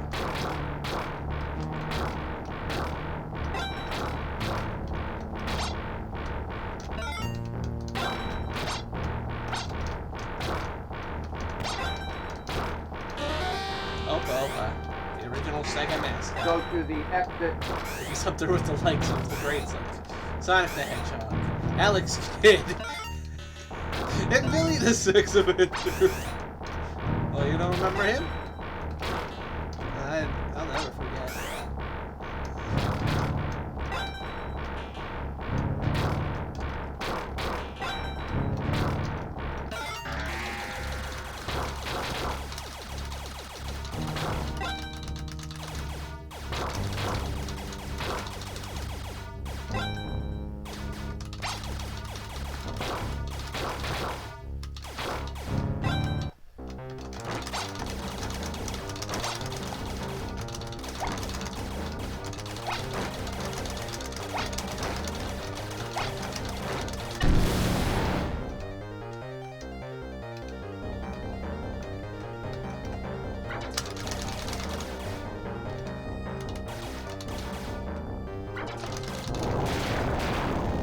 Perfect.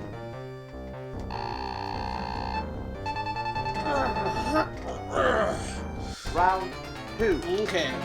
Round 2. The time bomb is set.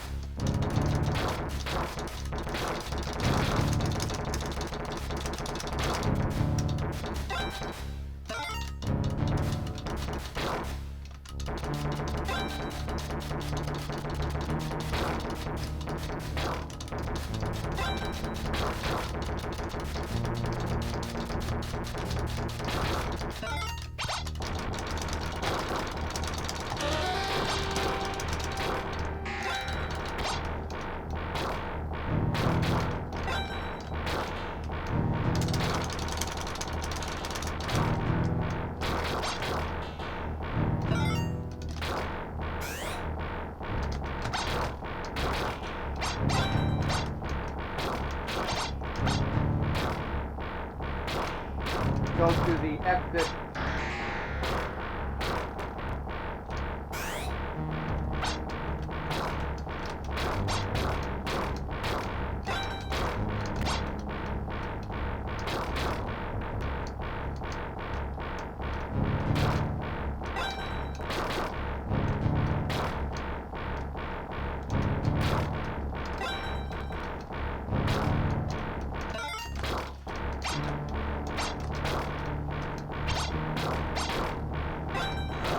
transforming.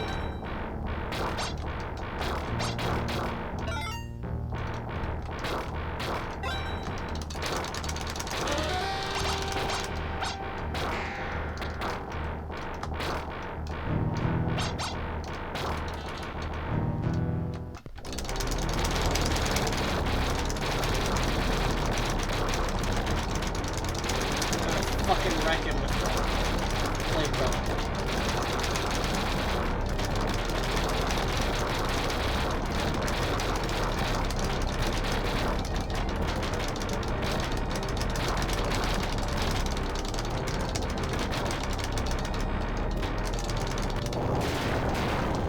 Booyah!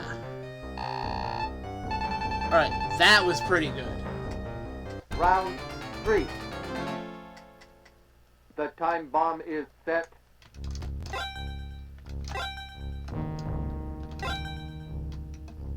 I know nobody's actually watching, but you know what? I'm just gonna say this. I want to make a game like this someday. I've talked about it before.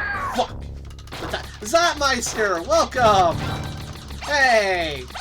It's been real lonely around here. It's just been me and Alien Syndrome for the past half hour. Which isn't a bad thing. This is one of my favorite video games.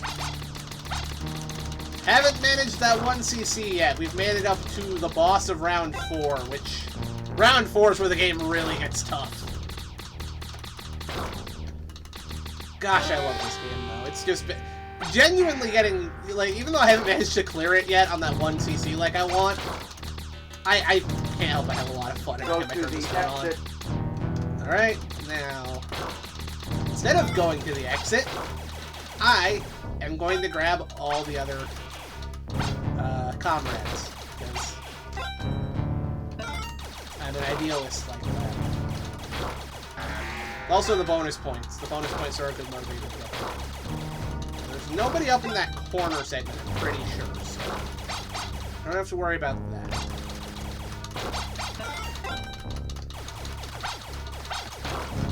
Admittedly, grabbing everybody is just kind of habit for me, because, as I've mentioned a few times tonight, I grew up with the Nintendo version. Ah, fuck. And in that version, collecting everybody was mandatory. So, I kind of know where to go by default. Alright. First of all, because we can. Hey, Oppo, but... Yep, okay. I couldn't remember if that did something or not. Let's just do that, okay. So we got a long Discord stream himself. Final Fantasy Tactics, Hitman 2, Blueprints. That is a very nice collection of gaming. Just gonna try again. I legitimately couldn't remember if Oppo did anything or not, because I forgot he was even there. One. So. No, it's just a fun The Easter time egg. bomb is set. Anyway, getting from the top. Man, the sprite work in this game for the human characters is actually adorable. I've always loved it. Some of the aliens are actually kind of adorable too. I love the weird little xenomorphs in stage 2. And I love the weird spider crab enemies in stage 3 that throw their eyeballs at you. That is just great enemy design. This isn't until the final stages that they start throwing the actual nasty shit at you. Often overlooked, one of the better designed games to play for score out there. Go to the exit. It's not even score for me, I just play this one for the fun of it. I have... Again, mostly it was the NES version. I am very familiar with that version, but luckily some of that does transfer over here. The NES version actually has all the arcade layouts pretty much the exact same. So I actually do know all the stage layouts, like top to bottom, which is very handy. Back in the day, because the same way Konami wasn't. I think that's more just because Sega was very classical in the way they designed their games. Konami had a very different design philosophy. Sega games were just always fun to play. I genuinely consider Sega king of the arcades. Like, for my own personal point of view. For a while, Namco ruled the arcades, but Eventually, Sega came on the scene, and by the time you get Afterburner and Outrun, yeah, no, Sega was ruling the arcades, and frankly, continued to rule the arcades till the end, as far as I'm concerned. I mean, even when you got into the 3D era, they were pumping out stuff like Virtua Fighter 2, House of the Dead, Daytona USA, you know. They were still kicking it. It wasn't until really the end of Sega that reign came to an end, but really by that point, the arcade was kind of dying out as we knew it, so, yeah. Huge Sega arcade fan. 2. Probably played more The Sega time arcade bomb games than is I did, actual Sega Genesis games as a kid. I did not have a Sega Genesis growing up. Oh, that was close. Should blow up these hives, points.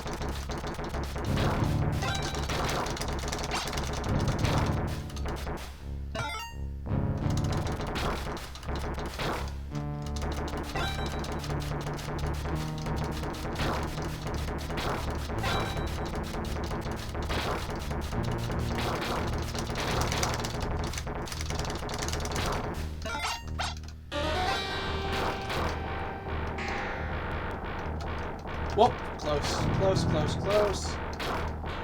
I really hate these spitter enemies. Like, I love them from a design standpoint. I think they're adorable little Xenomorph knockoffs. But man, the fact that every enemy in this stage is a spitter is very nerve-wracking.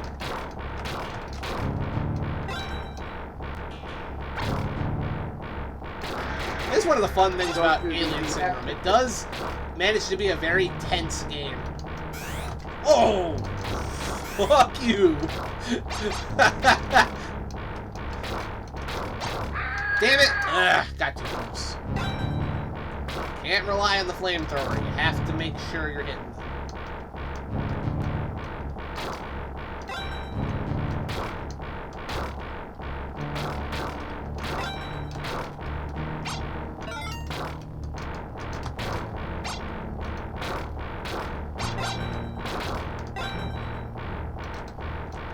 Whoa!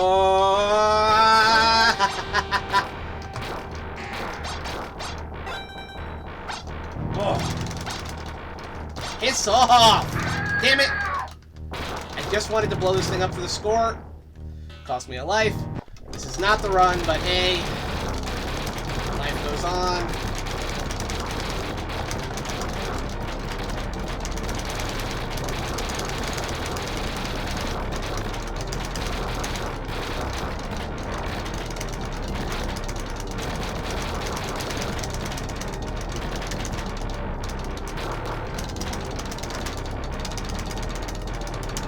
Ugh, that could have been cleaner.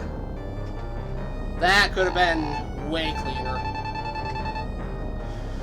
Ugh. Round 3. The time bomb is set.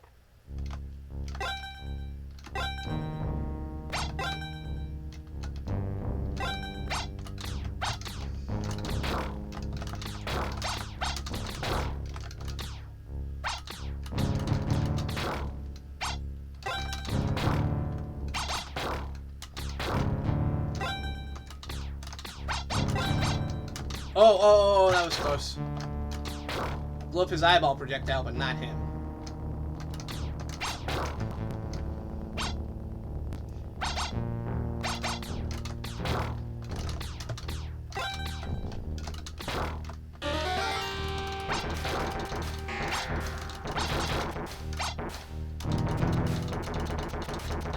Yeah, the ones we gotta worry about are the ones on the actual stage.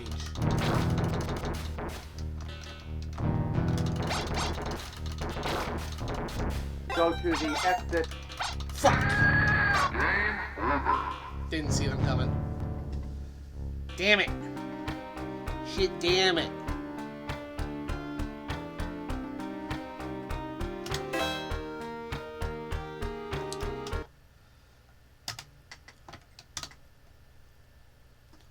Round 1. The time bomb is set.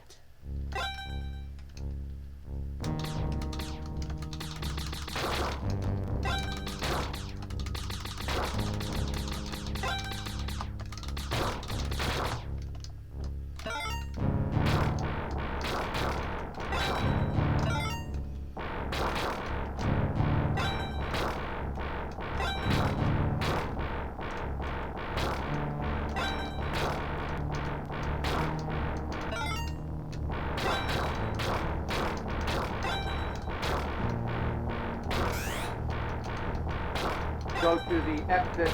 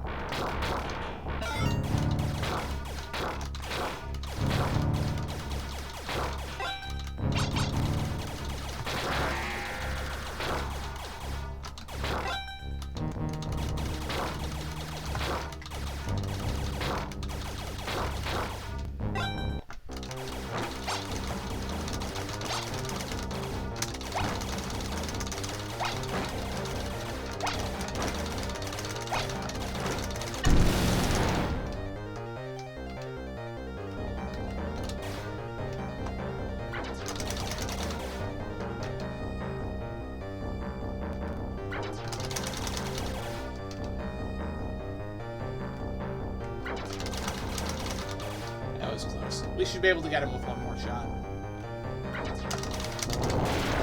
Nice.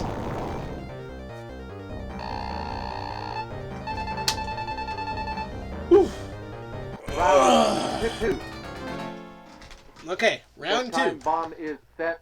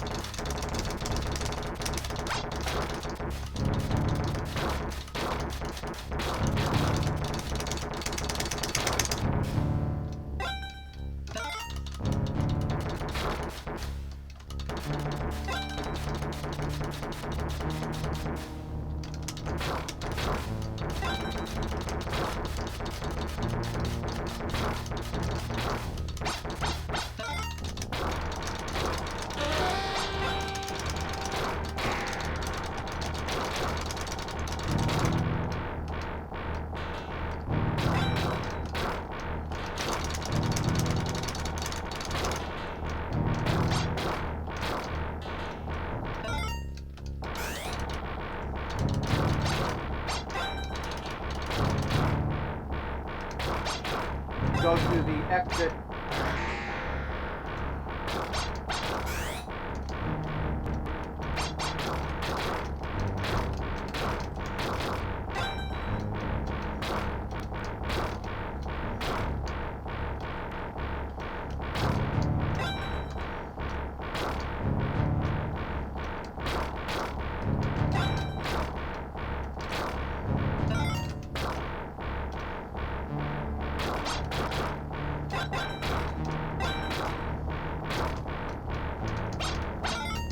Ah, fuck.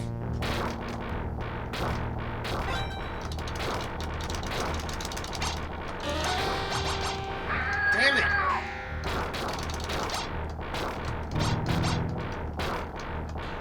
There's freaking spinners everywhere.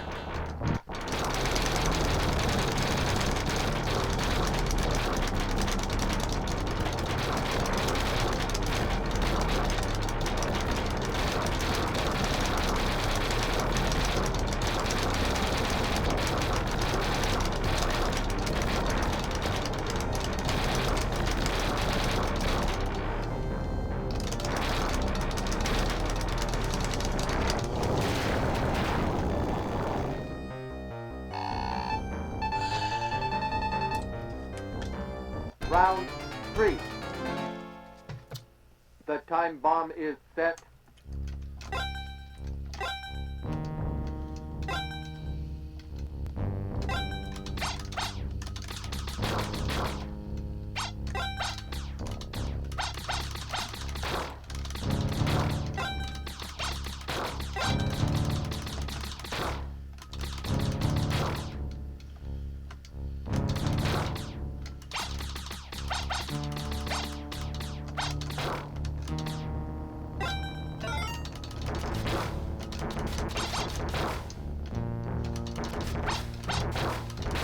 Fuck. Ugh.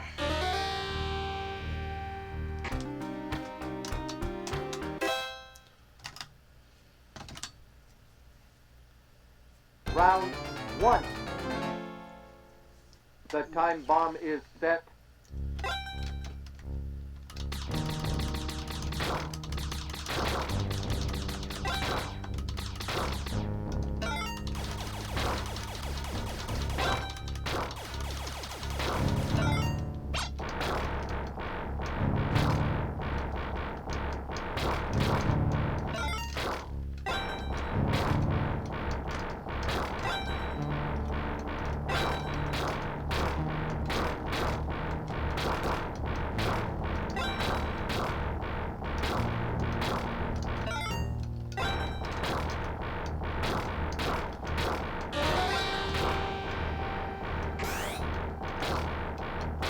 Go to the exit.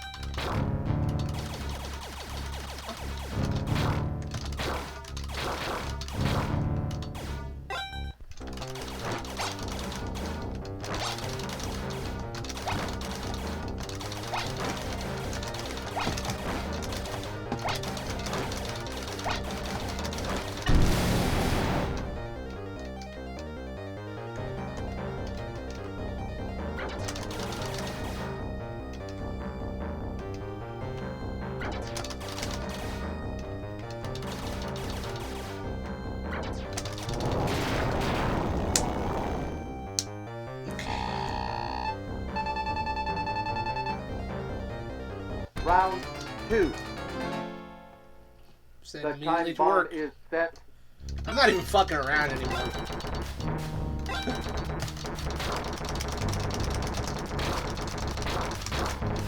At this point, killing bugs is my life.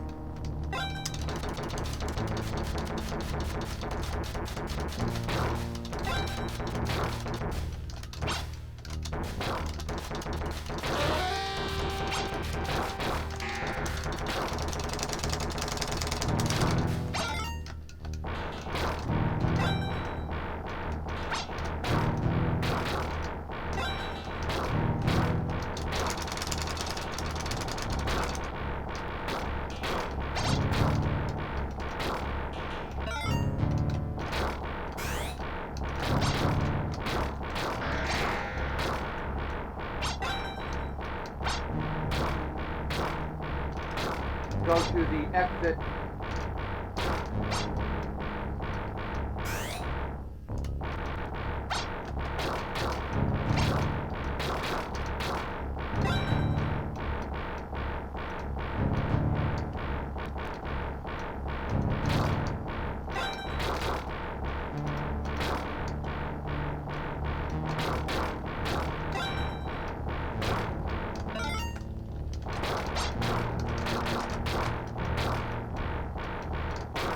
You know what? Actually.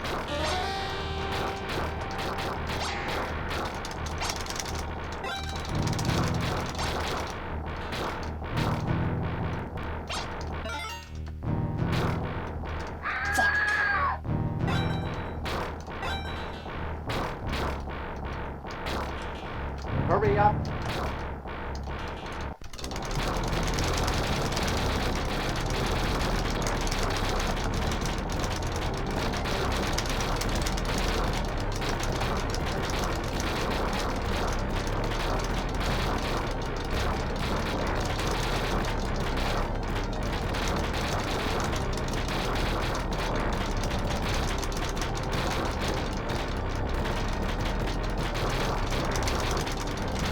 Hurry up. Hush. Still wish I hadn't lost that life earlier, but Round 3. not awful. The time bomb is set.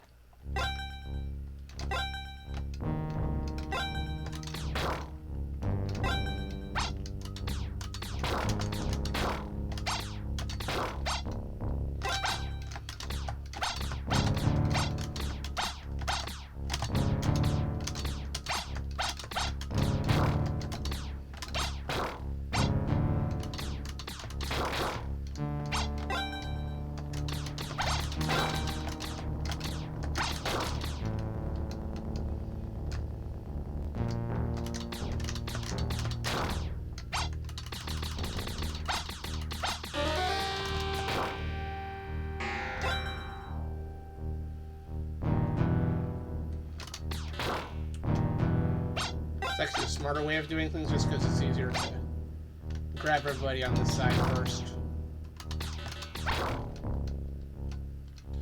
I'm gonna have to duck into a bunch of catwalks on the other screen. Go to the exit.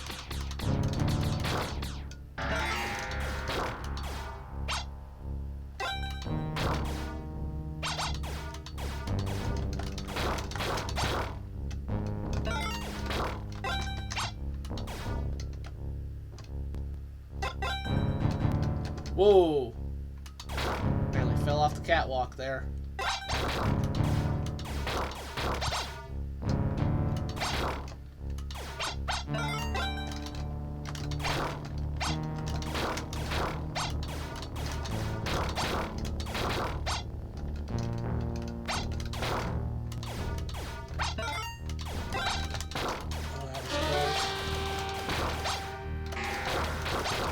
Okay, I think I have everyone. Alright, I'm not gonna bother with... maybe I can. Maybe I can... over real quick just for fun of it. Yeah, there we go. Be free, Opa Opa.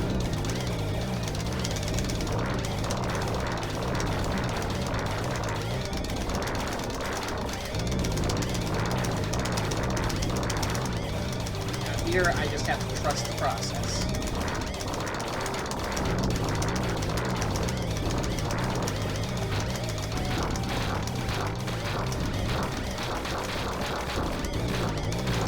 Hurry up. Okay.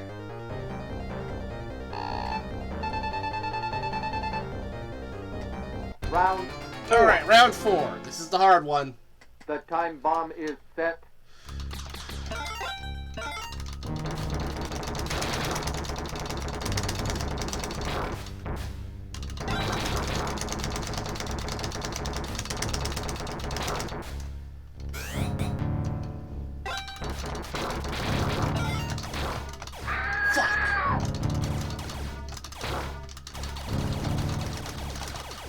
That's why, these fucking Moldrum type enemies.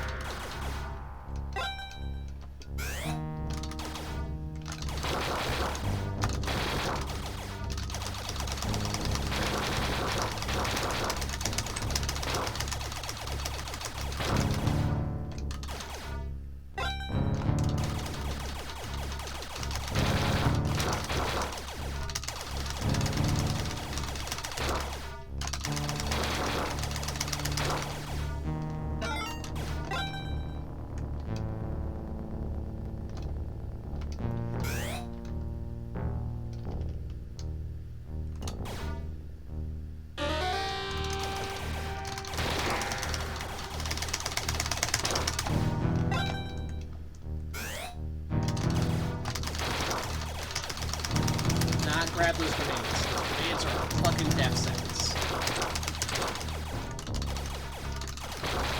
Hurry up.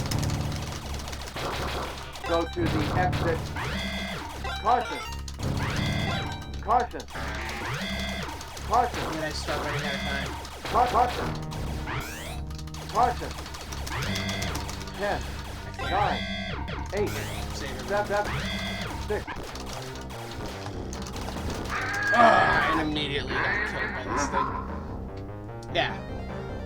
This really is where the game gets hard. Nearly topped my high score.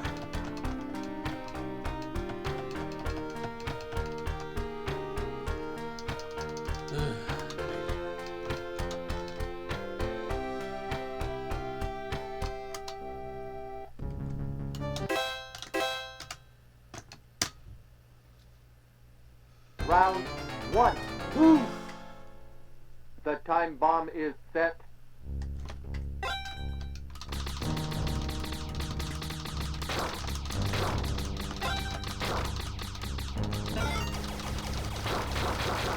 So something worth noting is that all the enemies do have, like, designated spawn points.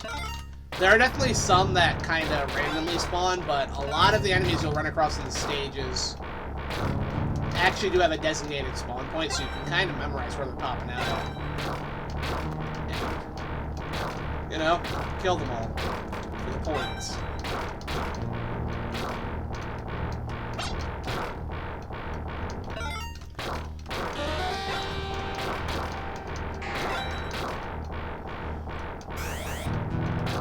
There's always two of these. Go to the exit.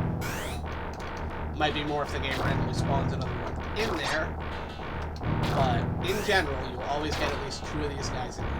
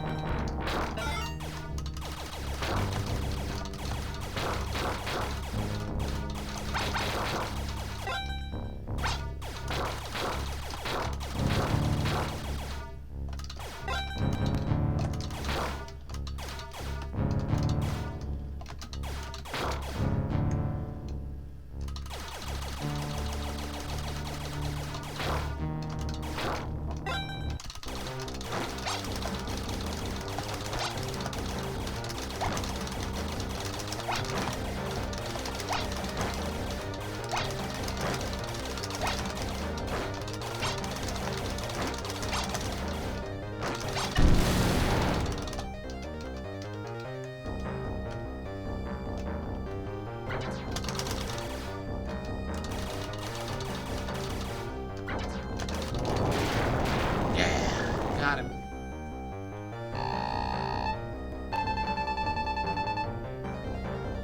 Round 2. The time bomb is set.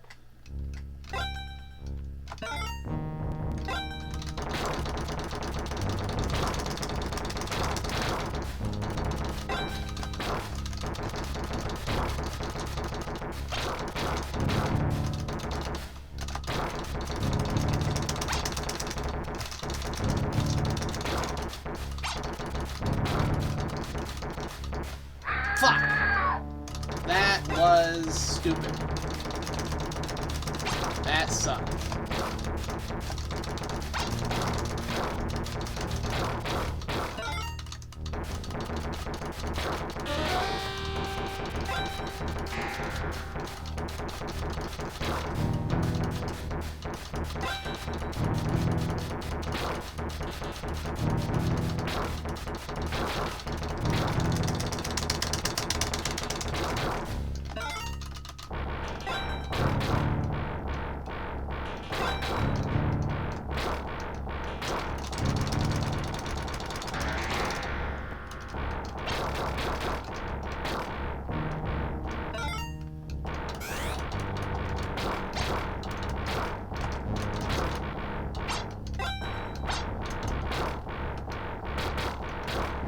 Go to the exit.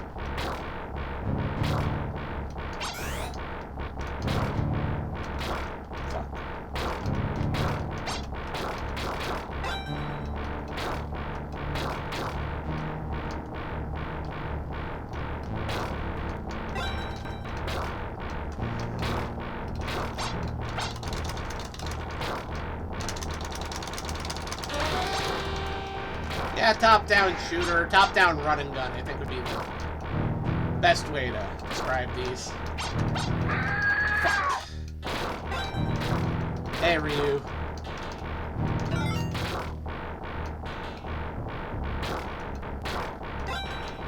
Hurry up. This is not the run. Caution. Caution. Caution.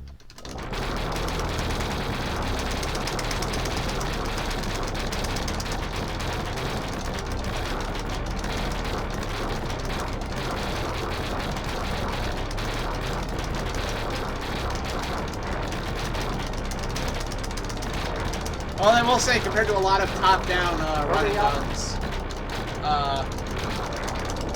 Alien Syndrome does have a very different vibe to pretty much any of the other ones I can think of. Round 3. The time bomb is set. Well, Ikari Warriors kind of comes to mind because it's one of the early examples. Came out around the same time as Commando.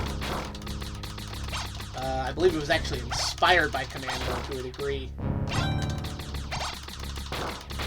Because it was SNK wanting to create a follow-up to their hit arcade game Tank. TNK 3, whatever you want to call it. And they decided to combine the rotary controls of Tank with the top-down run-and-gun style of Commando. And that's how we got Ikari Warriors, which was actually a very popular arcade game back when it released. Well, the arcade version's not that Go bad. to the exit. It's dated by today's standards for sure, but it ain't that bad.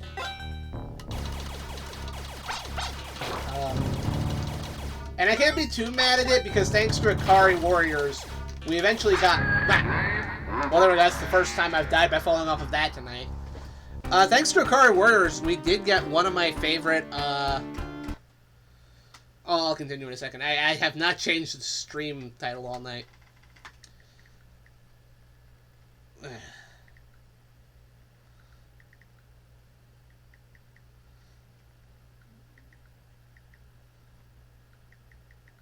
Hold on.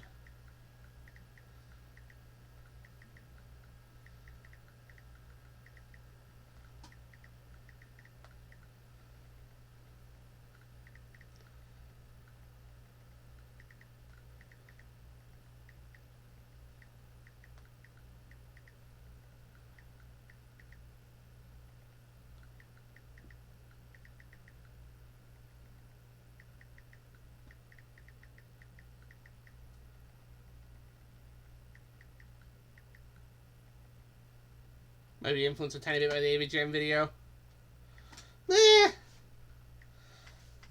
I mean, the NES version of Ikari Warriors is genuinely bad. Like, I'm not gonna pretend that isn't the case. It's a mess.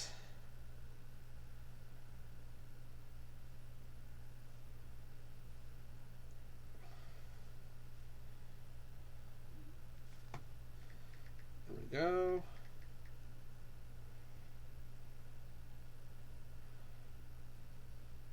Yeah.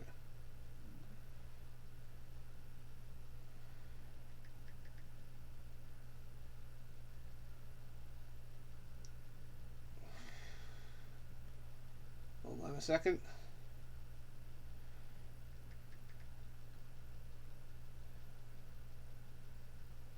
Whatever. There we go. So yeah. I'm gonna be here for a while longer. I'm not planning to go to bed yet. Round 1. Oh, did I expect to play as Ricky? That's the first time Ricky's The gotten to time play bomb tonight. is set.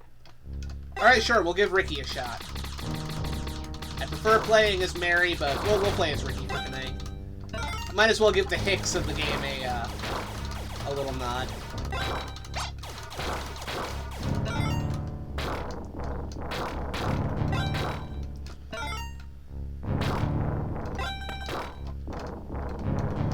Played through the Panzer Dragoon remake. One of the coolest series I've ever heard about. Panzer Dragoon is really cool. Honestly, a shame it never took off the way it should have. That whole universe Sega made is something really special.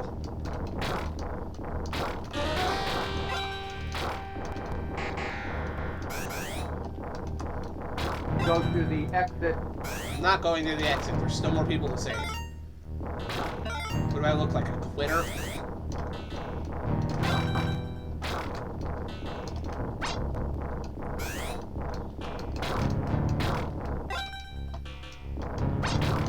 The more I save, the more points I get.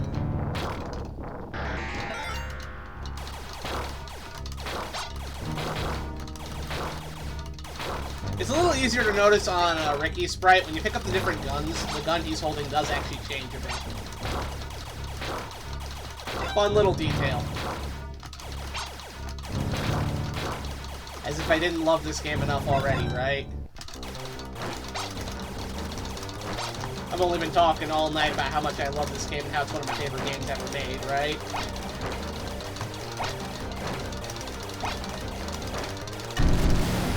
There we go. Okay. Done explaining the story, don't give context. It's fun to be left guessing. A lot of stories these days tend to over-explain themselves.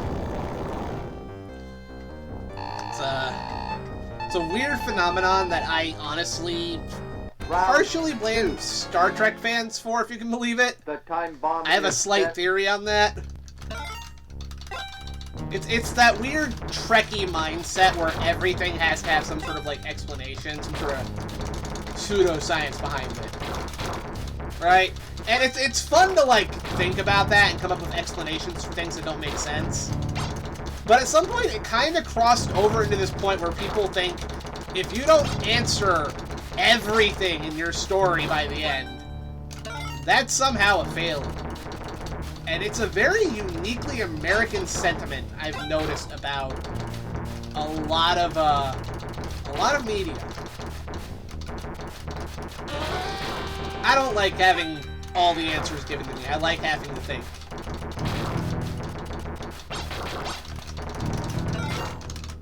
Part of why prequels suck so much. Alright, there we go.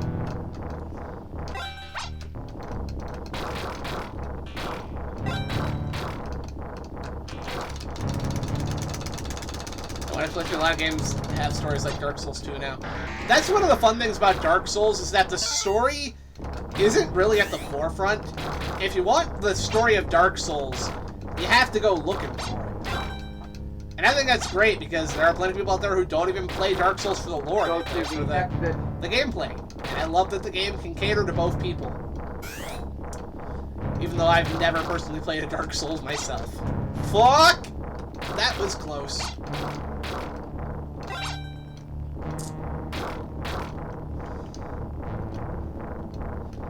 Never played a Dark Souls myself because I just don't have the time. Or with all this other shit.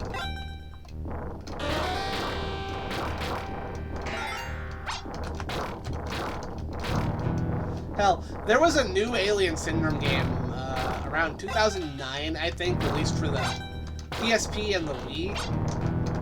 I own the Wii version, but I have to admit, I've never really put a ton of time into it, so I have no clue if I even like it. Caution. Caution. Caution. Yeah, I play Dark Souls 1, there's no getting around it. I don't have to do anything. Although we do own Dark Souls 1, I'm pretty sure. My brother is a big fan of the series. What's funny is my brother started with Dark Souls 2, which is not the one people really like. That one I've seen Dark Souls fans kind of give the cold shoulder. But my brother started with that one, loves it, and has also gone on to play several of the other games. I mean, not several. He's played Dark Souls 1. He also owns Elden Ring. We don't have a PlayStation, so no Bloodborne for us, which is a shame, because I've watched people play Bloodborne. That game's The cool. time bomb is set. But yeah, my brother's a big fan of the Souls-like stuff. I'm kind of busy playing this stuff.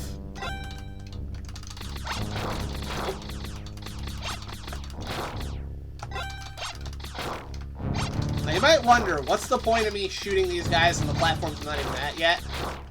Once again, enemies have fixed spawn points. If you kill an enemy that's gonna be in your way in the future, that's actually less enemies for you to deal with. There are still randomly spawning enemies to deal with, but you can actually take out the spawns. So, if you want to do that. Dark Souls 2 is great, it's just less than what Dark Souls 2 is. I can only go off of what I've heard people say. The one game, it's not even a full Souls-like, I know that for a fact. But the one game I've seen FromSoft make that I would really like to try someday Go to is the Sekiro. exit. Sekiro looks super up my alley just on terms of me and my whole ninja fixation. And the fact that I know Hidetaka Miyazaki. Why did I pronounce it like that way? But yeah, Miyazaki, he deliberately took inspiration from the Ninpocho books. Which, if you guys have seen my YouTube video, you would know I am a gigantic fan of that stuff. So, the fact that he actively took inspiration from it is really cool. Also, go figure, I play as Ricky one time and I'm having a pretty good run of it. No idea how long that'll last. Ah! Holy shit! Okay, I didn't want the fireball, but I can work with it.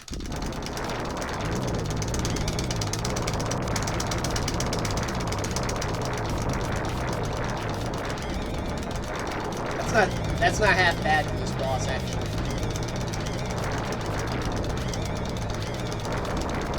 It's kind of working. So far, I'm going to infect the Miracle of Maxot. Sekiro is seriously can't be the best game FromSoft's ever done.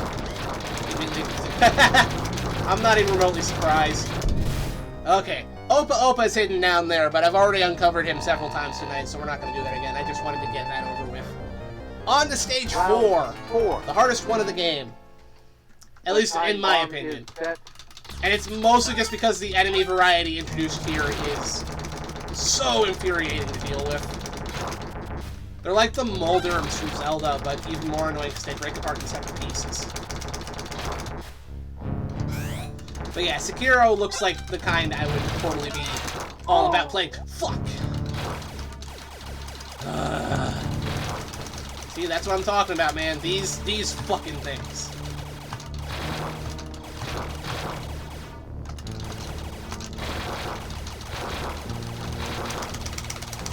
I don't have time to kill these all.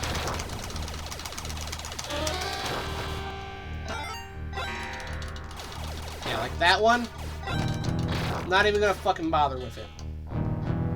I'm on a time limit and I have to save all the people. I don't have to save all the people, I want to save all the people, so the game can fuck off. Now, this group down here, though, this group's gonna fucking die because they're all lined up in a row anyway. I can spare the time to kill that. Oh, fuck! I got hung up on the wall. Oh, that fucking sucked. Whoa!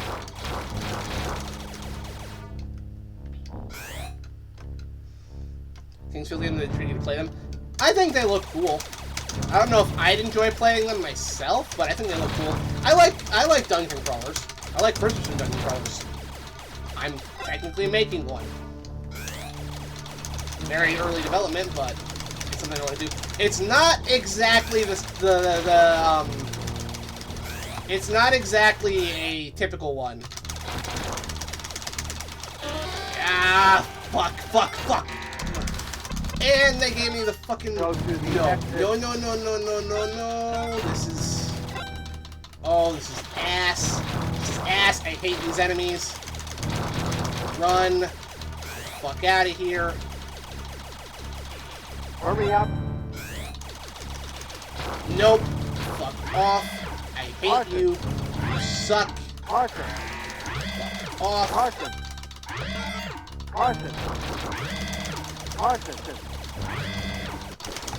Okay, now to deal with this thing. I don't even remember where its weak point is. Oh, fuck. I should bring the grenades to this guy. Top of my high score, at least.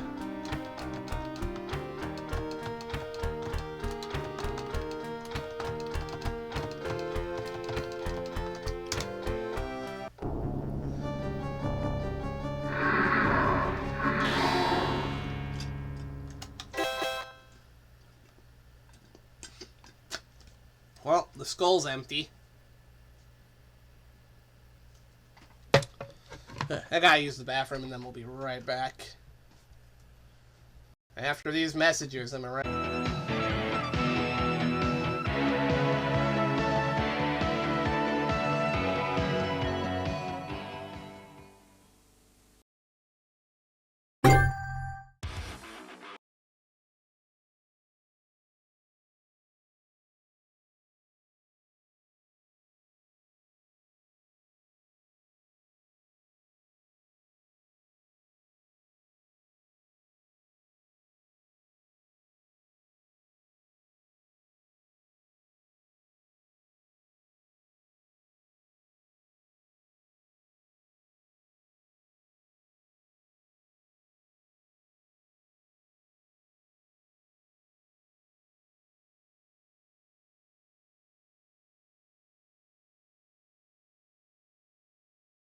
Round 1. The time bomb is set.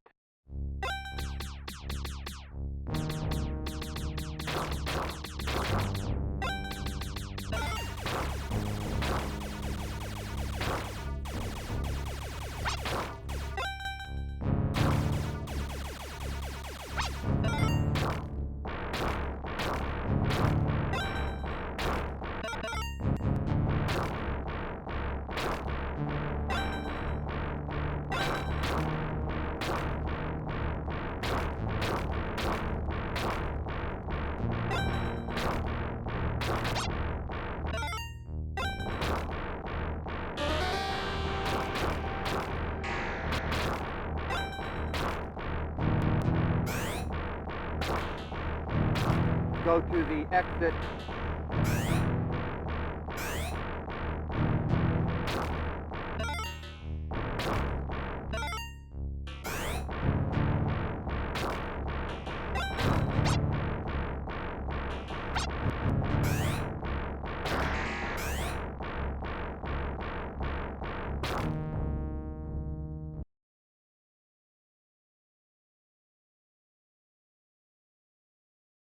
You know when you hit the unmute button and it doesn't unmute? That's not what happened this time. I think I actually just forgot to unmute when I came back from my my bathroom break. Oops. Thank you for bringing that up. I would have kept talking without noticing. I was not muted on purpose. I forgot to unmute when I came back. Thank you for letting me know. I wouldn't have noticed. Alright, so we're back to... Nope. We died on the first stage. That ain't even worth it. We're just gonna go back to the... My entire focus was broken because because I suddenly realized I screwed up. Alright, so we're gonna try again. Round 1. The time bomb is anyway, set. now that I'm back from my break, I can kind of talk about what I was talking about in chat about my game ideas. I've always wanted to make some survival horror stuff. I'm a big fan of that sort of thing, but not in the typical way. I like to... I don't know how to explain it. I've always been fascinated by early survival horror type stuff. Not necessarily the modern Resident Evil, Silent Hill type of thing, but going a little more old school than that. There's a meme. Yes. So, when do I stop forgetting to unmute myself? Oh man, that is a great. That's a great meme format.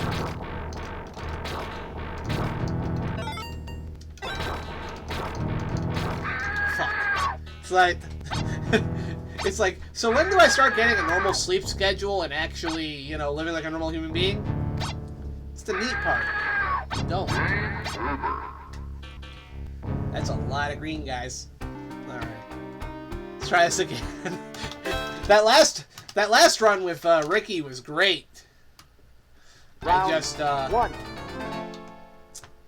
The time bomb is set. I'm unfocused again, so I gotta refocus.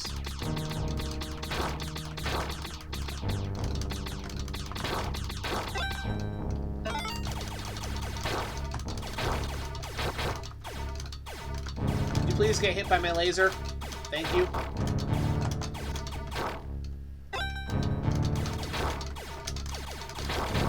The more of you I kill, the more delicious points I get, so don't be a little bitch.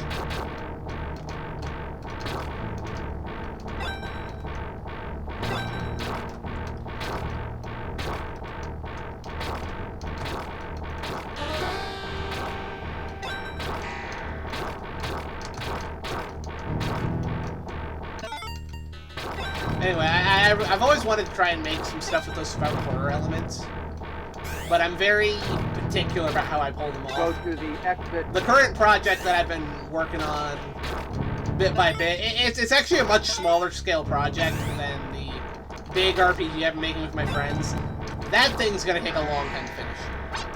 I've done a dungeon crawler a month.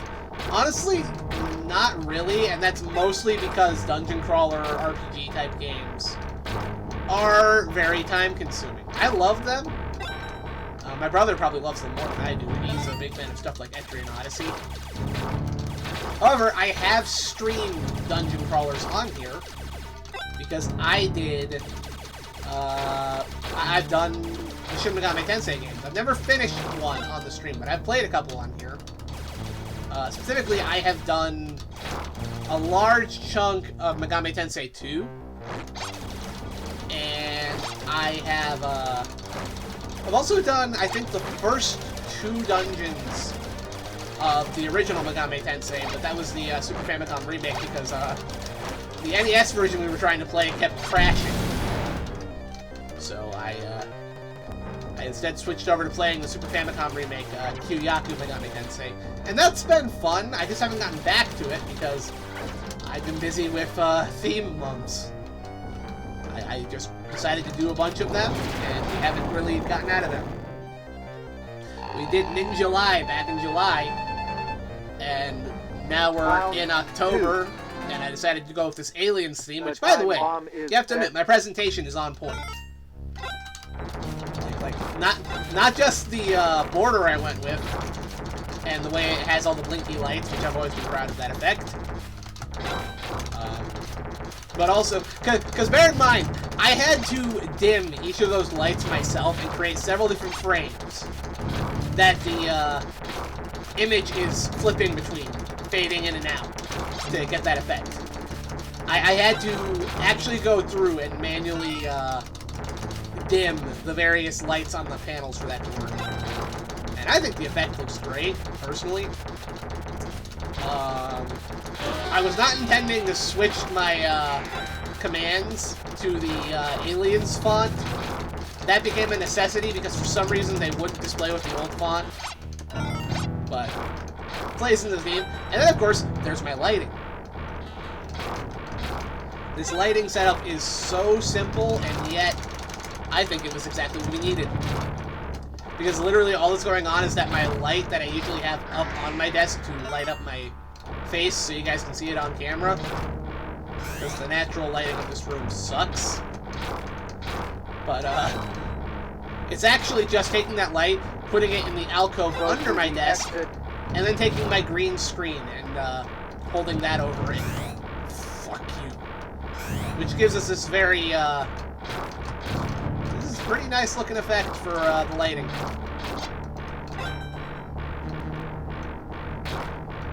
I think I managed to nail the atmosphere I wanted for this month. The only thing that could have made it better was if I made a soundscape in the background of, like, the sounds of the Nostromo, like, moving along through space. Maybe through an occasional air vent noise, xenomorph scattering, that sort of thing, but I haven't had the time for that. I barely have the time to stream this month. Caution. Caution. Caution. Caution. Okay. Now, handle this.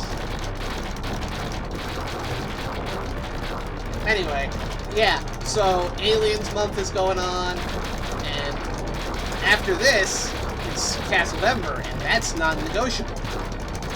We are doing Castlevember. We have done Castlevember every single year. Here will be no exception. Caution. I always look forward to doing that. It is one of my favorite things I do on this channel. We've done it literally since I've started streaming, so yeah, Castlevember will happen. Starting on Halloween, because every Halloween we play through Castlevania, the first one. Bomb is set. That is tradition, it shall remain tradition. Want to see Bloodlines? I've actually done Bloodlines on here before. That's one of my favorite Castlevanias. That was a fun one to finish. I think I played through it as I forget actually, because did I play through it as Eric or as Johnny? I don't remember. Yeah, my stream, I think I did it as Johnny, so I have to do an Eric playthrough at some point. Bloodlines is so good. That's also non-negotiable. I don't know. I actually have a lot of things I want to stream in Castlevember. You want to know what's not negotiable in Castlevember? I don't care what anybody else says. We're playing Castlevania 64 again. Because I loved playing through it the first time, and I still have to play through as Carrie. We've only played through as Reinhardt. The Carrie playthrough must happen. That is non-negotiable. I should get the Fireball, actually. Fireball was really good for this boss. So, Castlevania 64 has to happen. I also keep teasing playing through Aria of Sorrow, because that's my favorite of the Metroidvanias. It's better than Symphony of the Night. I will not apologize for that opinion.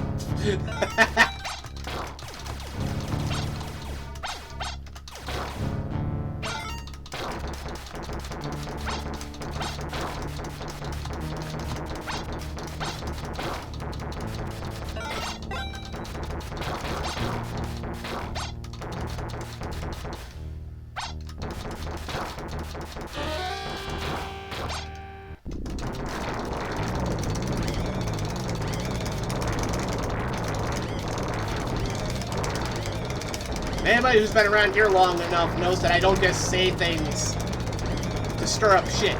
I love stirring up shit, but when I give you guys an opinion like that, I actually do mean it. Aria of Sorrow is the better game. Try it out.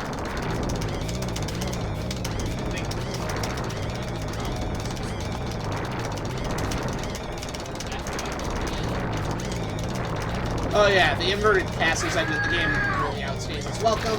Speaking of outstaying its welcome, this bitch has gotten way too close for comfort. Well, damn it. I'm down to my last life. That ain't good. That's not to say Aria of Sorrow doesn't have any. Round. Oh, Aria of Sorrow has its own problems. I'm not saying that at all. Bomb is set. I just vastly prefer it to Symphony. Part of that just comes down to the fact that I have no nostalgia associated with Symphony of the Night at all. A lot of other people who really like Symphony of the Night have nostalgia associated with it. I don't. It's not perfect way to put it. Oh, I agree about Castlevania 4. It's not a perfect game. Anybody who says otherwise is being willfully ignorant. Like, I don't have a problem with people liking it better. That's fine. You're free to like whichever Castlevania you like best. I have no issues with somebody like James Rolfe liking Castlevania 4 the best. It's a good game. It's a great game, in fact. I totally understand why he likes it. The level of control you have over Simon in that game is fantastic. No other Castlevania game gives you that level of control. I get it. But I have several problems with Castlevania 4 that stop me from putting it very high on my list. Especially when I have other games that I vastly prefer, like Bloodlines and Rondo, and Castlevania on the Sharp X68000, which that's my favorite Castlevania. Castlevania Chronicles, the X68000 remake of the original Castlevania, that I think was also ported to the PS1, but I've never played the PS1 version. Yeah, that's my favorite Castlevania.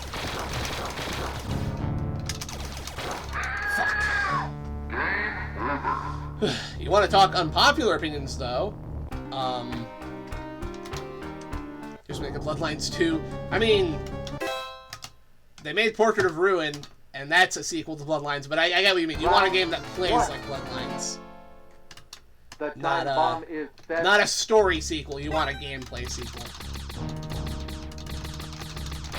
Which, to be fair, Curse of the Moon 2 did, I feel like Curse of the Moon 2 actually pulls a lot from Bloodlines. Curse of the Moon is so fucking good.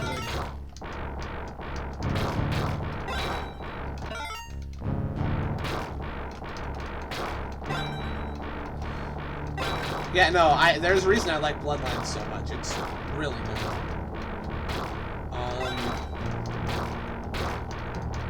Now, you want unpopular Castlevania opinions. Me and my brother both have a few. First of all, my first controversial Castlevania take is that I like Castlevania 64. I think it's nowhere near as bad as everybody put it out to be. I enjoy playing through it, genuinely. I have fun every time I boot it up. I really love the story. I enjoy the characters. Reinhard Schneider is actually one of my favorite Castlevania characters. Like, full on. I really like him. I like playing through the game. I think the combat's fun once you learn how it works. The really bad part of Castlevania 64 is the camera, which I will wholeheartedly admit. Castlevania 64's camera is ass. Like, actually. It's bad. But I still like it. I like it more than I like Symphony of the Night. And part of that has to do with the fact that I have no nostalgia for Symphony of the Night. But also, I have no nostalgia for Castlevania 64 either. First time I played Castlevania 64 was last year. And I played it as a joke.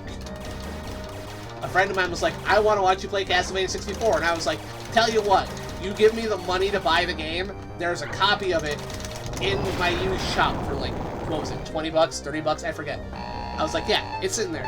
You give me the money, I'll go buy it. Round He 2. gave me the money. I went and bought it. The time I came bomb back. is set. We streamed it last year for the first thing we did in Castlevember.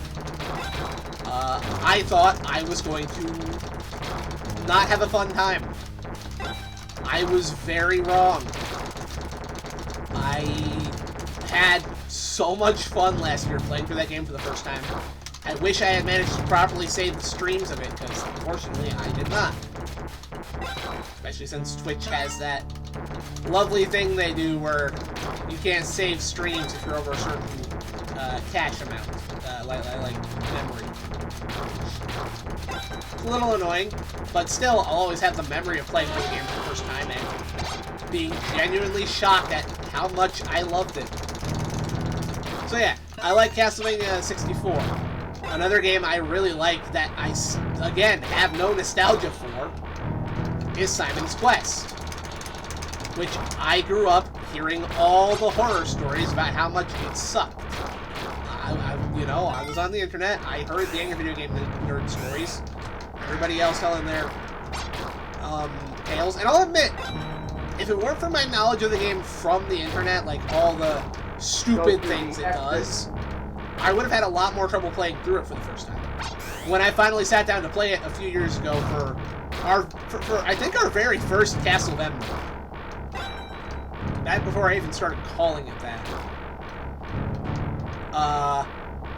I found myself really enjoying it. I started playing it as a joke where I was like, hey guys, you want to watch me play this bad Castlevania? You know how much I love this series, so why don't I play one of the bad ones?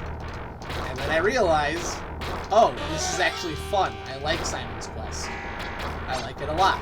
And now, I think I've played through it at least once every year for the Castlevember event, because, yeah, clearing it in 1 or 2 streams is not hard at all.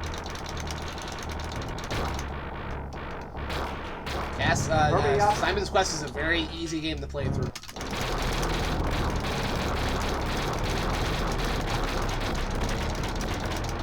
So yeah, I like Simon's Quest, I like Castlevania 64. I think Symphony of the Night is the most overrated Castlevania game because everybody freaking praises it without really bringing up any of its flaws, which it does have.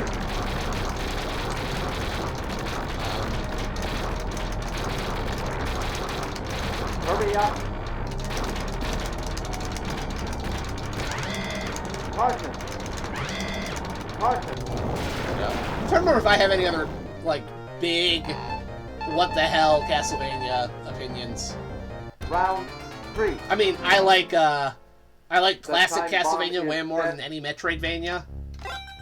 I don't think my top 10 includes a Metroidvania outside of Aria of Sorrow, and even then, Aria of Sorrow ranks low on my list of overall favorites. It's my favorite Metroidvania of the series, but it's still not. Fuck. Wow. This run's just falling apart right now. Almost makes me want to restart the whole run, because yikes. Open to it since you already know what it's like when you go to the Yeah. Took you hours to go through every part to see where it continues it. Oh yeah, no. First time I played Castlevania 2, like this first stream, I actually did. I did the stupid thing in that game where if you go over a certain ledge, you're all the way back at the start of the game, and the only way to get back to where you were is to walk through the entire map again. 1. I did that. I had to walk through the entire map just to get back to where I was. I did get the bad ending for the game my first run through.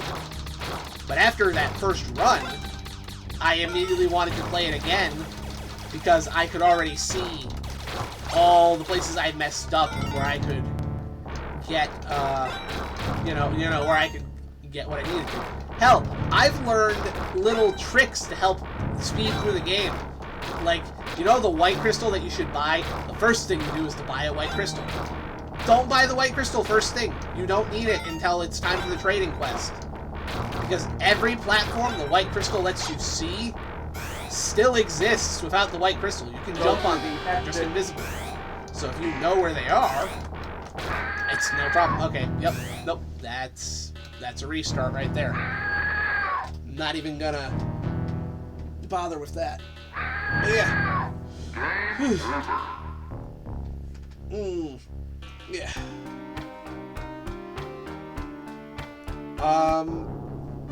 Anyway, I'm not thinking of more weird Castlevania opinions I have. My Castlevania hot takes. My brother, though. Round 1. Hey, what's your favorite Castlevania? The time bomb is set. Flex. And he's not talking about Rondo of Blood, actually. He is talking about the Super Nintendo game, Dracula X. That's his favorite Castlevania. And yes, he's played Rondo. He's played through it. He'll tell you, flat out, that he prefers Dracula X to Rondo. Which, for a lot of Castlevania fans, that's basically heresy. My biggest problem with Rondo is it's too loose. Yeah. The controls are too loose in that game. He finds the controls in, Round 1. The time bomb is set. This is why I haven't been streaming late, guys. Because it wakes everybody else up. I mean, if you want to fund my soundproofing.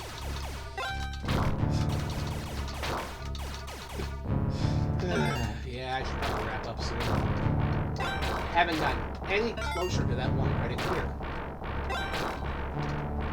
Anyway, my brother's favorite Castlevania is Dracula X. And he thinks that the controls in that game are basically perfect. He thinks that it feels...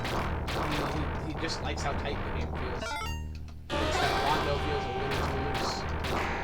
So, I will say that Go to the exit. Dracula is a bit. But if you know how to fight Dracula, it's pretty easy. yeah, everybody gets really intimidated by the bits, but once you know the strategy for it, it's not the worst boss. I think it's a poorly designed boss. I think it's a bad boss. I think it's not well designed. But as far as actually finishing them all, once you know the strategy, The most difficult part of Dracula X is the fact that part of the unlock. I think some of the songs in Dracula X are better than their Rondo counterparts, actually. the Vampire Killer version in Rondo of Blood, I think, is better than the the Dracula X version of Vampire Killer. I think is better than Rondo's. I am half and half on Divine Bloodlines. You know, Strat. I think both versions sound great.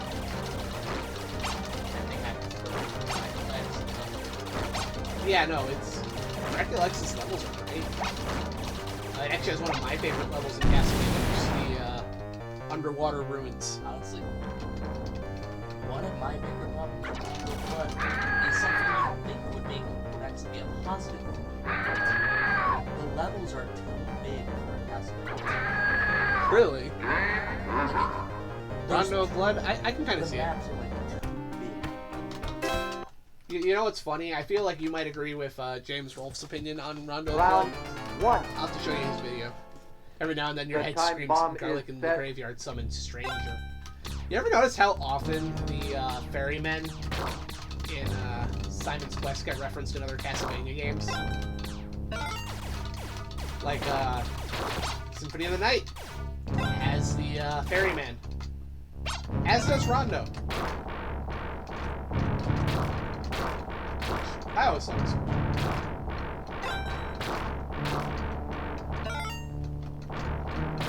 I love Castlevania. There's a reason I do a whole month dedicated to Castlevania and Castlevania-like video games. Because it's one of my favorite video game series of all time. I will always happily show my love for it. And if Konami ever fucking makes one worth buying again, I'll buy it, but I'll be real. After Go to seeing what the they did exit. with Haunted Castle Revisited and Contra Operation Beluga, I'm actually not impressed. I know other people are like, oh, Konami's doing great lately, give them a chance. And we have gotten some cool stuff out of it. It's cool to see Salamander 3 be a reality. I think that's neat. But, man, there are some Round things that one. I am apprehensive The about. time bomb is set. I thought Haunted Castle Revisited actually set a very bad precedent for future Castlevania games. It was too easy, and I know that's a controversial criticism to make of a video game. Oh, it's too easy, but it's approachable for newcomers. That's a tricky slope to navigate. But I believe that difficult video games have a place, and I think Castlevania's legacy of being a difficult video game is something that should be respected. The Curse of the Moon Bloodstained games stayed really challenging, but they got rid of some of the punishing aspects, which I appreciate. There are things about Bloodstained Curse of the Moon that make them far more forgiving and Go to approachable the games exit. than any of the NES games that inspired them. And I would argue most Castlevania games are actually very forgiving. Unlimited continues are, that's immediately something that's very forgiving. One of the things that made the original Haunted Castle unforgiving was the limited continues.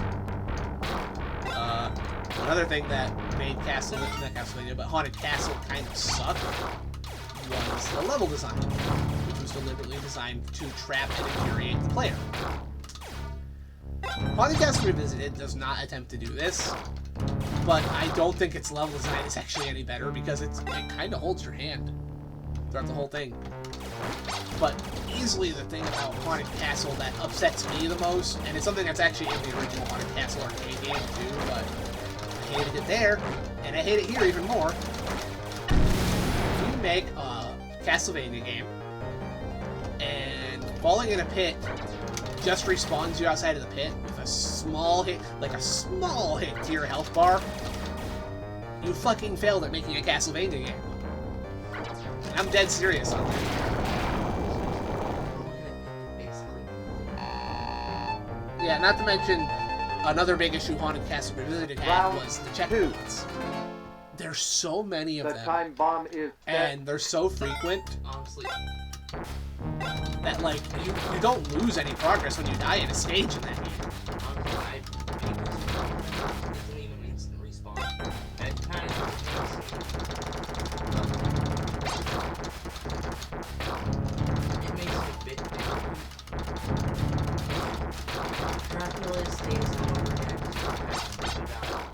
Yeah, no. That's my biggest complaint. The bosses in the game are stupidly easy, and I don't think it's just Dracula. I think all of them keep the damage they took when you were fighting them. I have to go back. The fact that no matter which pattern or how much health, just stay the same. It really. No, that sucks. You know why? I can tell you why it bugs me. It's because there's no challenge. You don't lose anything when dying. Dying means nothing in Haunted Castle Revisited. It's to the point that I actually can say I prefer the original Haunted Castle. Which is bad because I hate the original Haunted Castle Go to the exit. with a passion. The problem with Haunted Castle Revisited is that I don't hate it, I don't feel anything about it. Honestly, the only thing I still like about Haunted Castle is the music. Oh, the music's great, but that was going to be a given because guess what? The original Haunted Castle had fantastic music.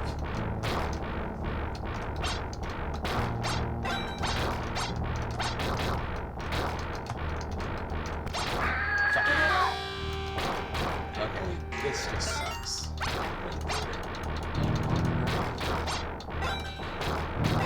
Really changed.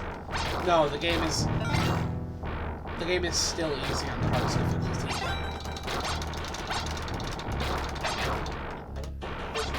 Hurry up.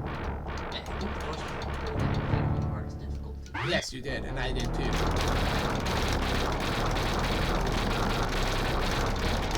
Well, because we were both expecting the game to be easy. We weren't stupid. We knew they were going to tone the game down and make it easier. And we'd already heard about the respawn stuff. We hoped that turning it on to the hardest difficulty would remove the respawn. And not only did it not remove the respawn, it didn't even remove the checkpoints. It did was add a few more enemies here and there. It was bad. Honestly, I don't even think you took that much more damage in the harder difficulty. No. It was just bad. Round 1. I did not like Haunted The Castle time bomb Revisited. is set. Aesthetically, it was on point. That's the best thing I can give it. The graphics and music were on point. The level design was piss easy. There was no punishment for losing, like, at all. Like, that's really all I have to say. It was a very pretty looking, very pretty sounding game, but there was no challenge to be had.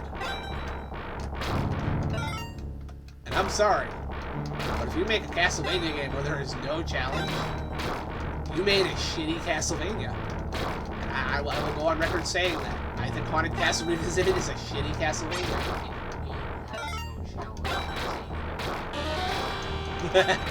Oh, that's a controversial opinion because some people just think that you should have a casual video game, and I'm not even against that. I mean, Go to the exit. Game with absolutely no challenges. you know what makes you know what Haunted Castle Revisited is good for? It's good for introducing somebody to Castlevania. That's it. And then after they play that, that's when you sit them down with something that's a little more. Yeah, you know my complaints about Castlevania 4 being too easy? Castlevania 4 is a masterclass in difficulty balance compared to Haunted Castle Revisited. And that was one of the things that makes me kind of worried when it comes to Konami. Especially when it comes to Konami making a new Castlevania. There's some other things. I know Metal Gear Delta did not go as well as everybody would have liked. It has a lot of problems.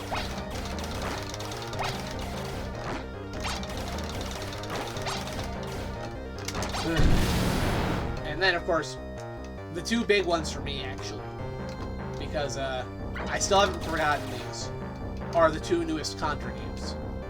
First of all, Rogue Core was a fucking letdown from the moment it was announced. Like, do you remember my reaction when the Rogue Core trailer dropped, Hayden? And I was just like, what the fuck is Round this? 2. The time bomb is set. Yeah. I had major issues with Rogue Core from the minute it was announced. And those complaints continued up to when it was released, and I watched people play it, and I just sat there going, I can't believe they did this. They took Contra and turned it into a twin-stick-based looter shooter, trying to cash in on the Borderlands franchise that already peaked several years ago with Borderlands 2. That was the tone it went for. That was the style it went for.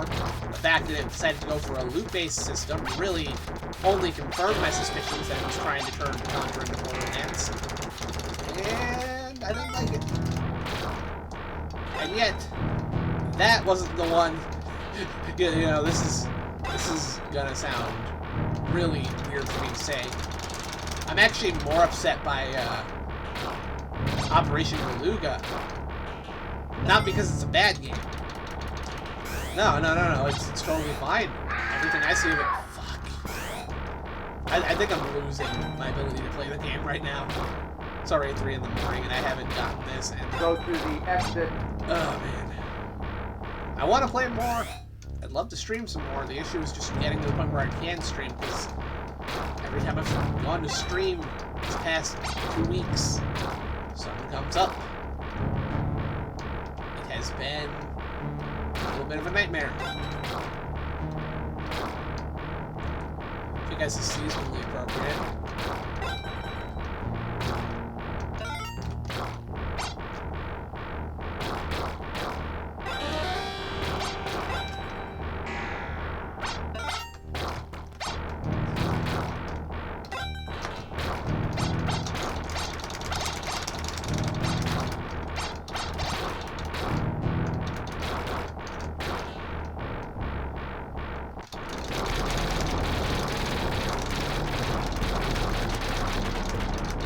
But yeah, Operation Beluga, if I can talk about that for a bit, and why that disappoints me on a conceptual level. Hey, Falco. I haven't managed to 1cc this yet, and I think it's about time I wrap up for the night, 'cause it's already almost 3:30.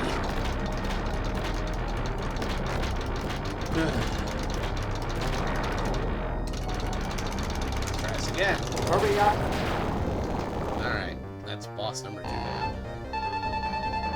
Okay. But yeah, if I can go back to me talking about... I'm more just talking with you right now at this point, The Aiden. time bomb Yeah. is set. Are you fighting kidneys with teeth? Yeah, that's pretty normal for Alien Syndrome. I mean, look at the enemies in this stage. They're little spider crab dudes that throw their eyeballs at you. I love this game.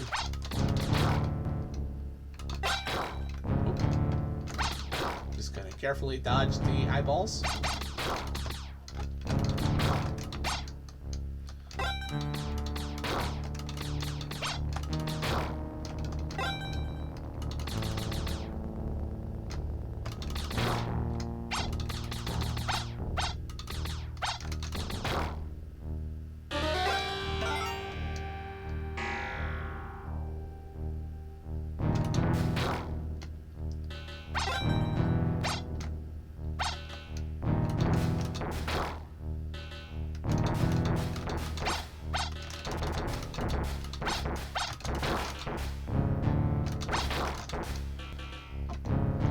The floor is bone marrow. Yes, it is.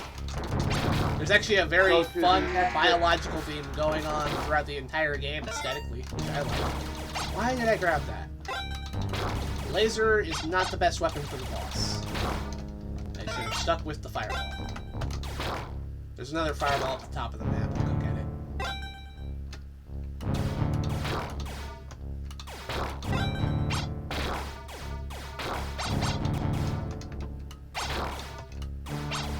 Whoa!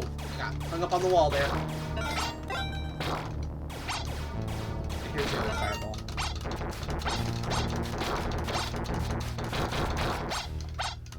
Okay, I'm just going down here to grab the last colonist. There we go.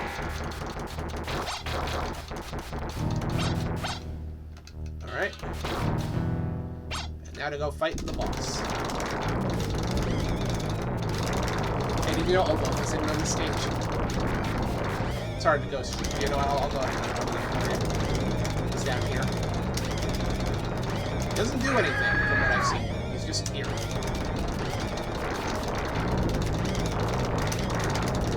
I've tried collecting him, but it doesn't work because he's there. The crisis was narrowly avoided.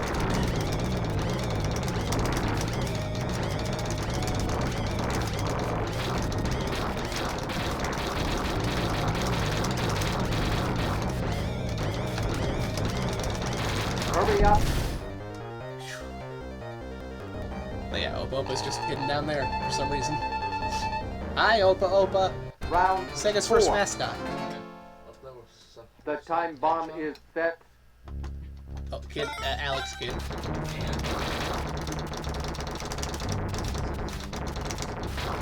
What? Better know about that one?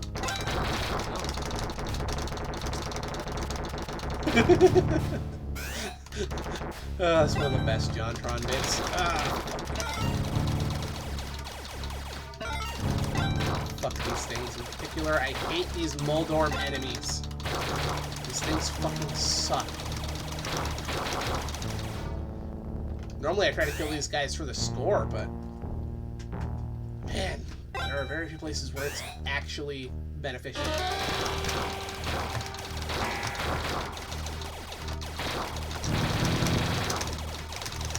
This is it. This is a few places where killing them for the score is worth it.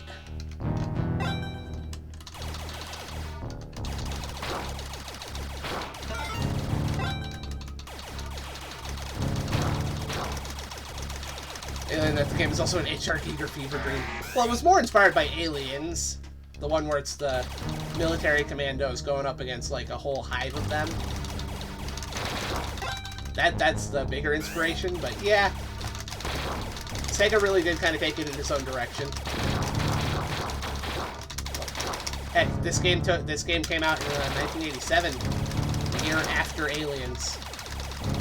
Oh, I hate these things. Go to the exit. These things fucking suck, and I hate them, and I want them to die. Alright, here we go. Oh yeah, I left that thing intact. There are 2 more colonists over here. Doing it for the score. Doing it for the score. I'm doing it for the score. Ah, I didn't grab the grenades. I'm gonna want those for the boss. Hurry up. I don't know if I have the time to. Fuck. Nope. Make a game cousin of Metroid? I always thought of it that way. Same thing with Contra. Contra was also inspired by, Aliens. There were lots of games made inspired by Alien and Aliens.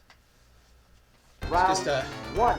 common thing to base your video game off of. There's a... The time bomb is set. It's an arcade game made by, I think it was Atari, who made Xenophobe.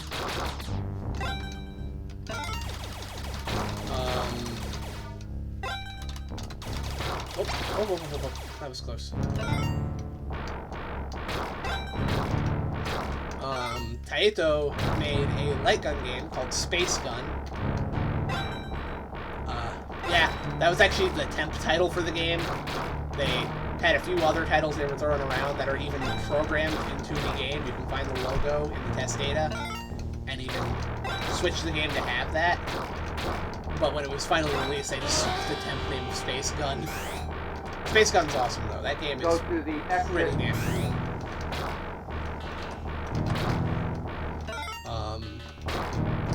There's others I can't remember. Alien Breed. That was a computer game, but that was also inspired by Alien.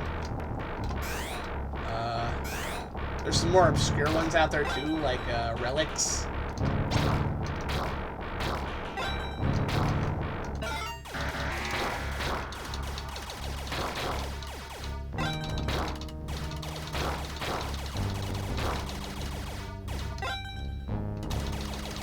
Honestly, the biological theme and the tense dread atmosphere of the game, I always was reminded more of Metroid Fusion than anything else.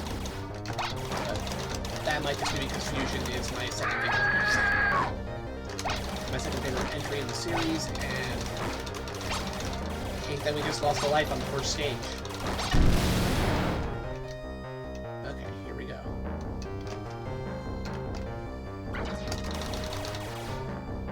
There you go. The face is trying to hug you. It's a different kind of face hugger.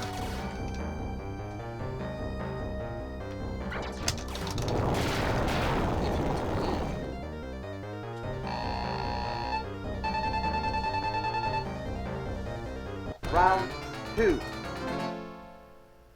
The time Anyway. bomb is set.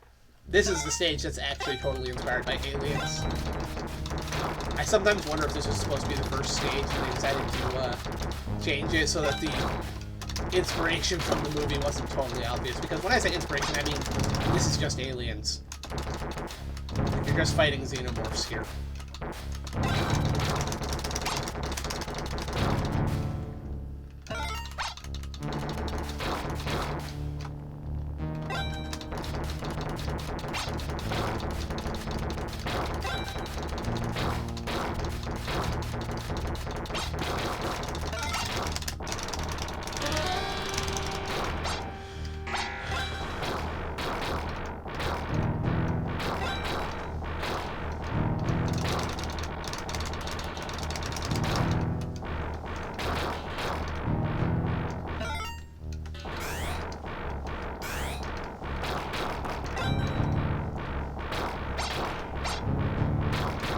Go to the exit.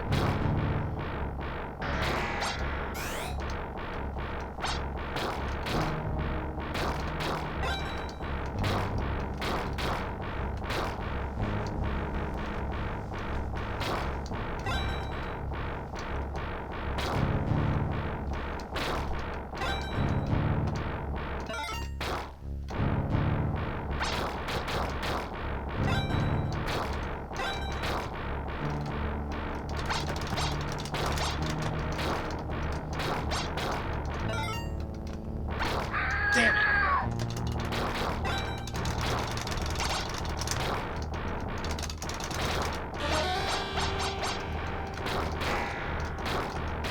Ah, damn it, there were too many of them. Look at how many of those fuckers there are. It's 3:37. Okay. You know what, just for the fun of it. I'm playing Alien Syndrome, but just for the fun of it. Let me do something else real quick. Just because I friggin' feel like it.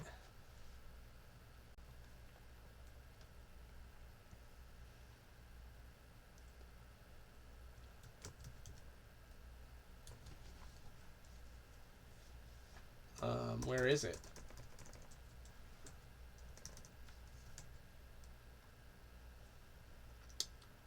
Is it not in here?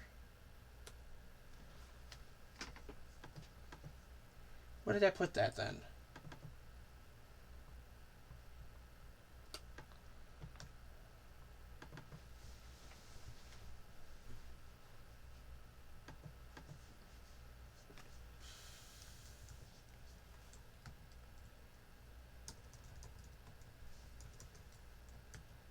Nope, not in this one either. Where is it? I know I have it.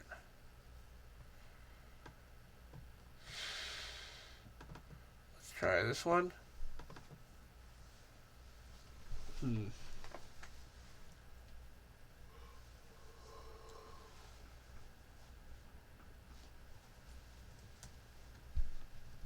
Nope, not in here.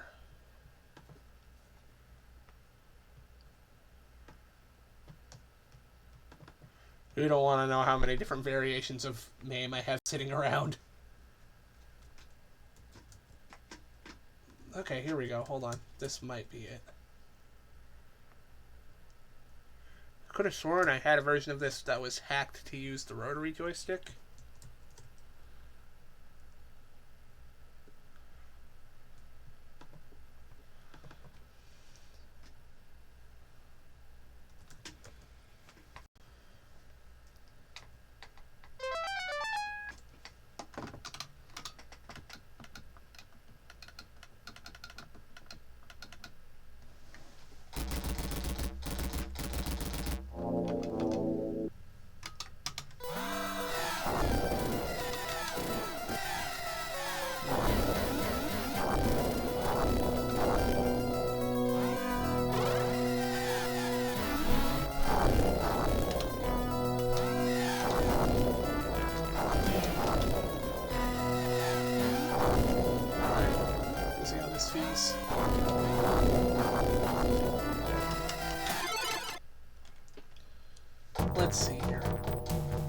This is not Alien Syndrome anymore. This is just Search and Rescue because I like this game.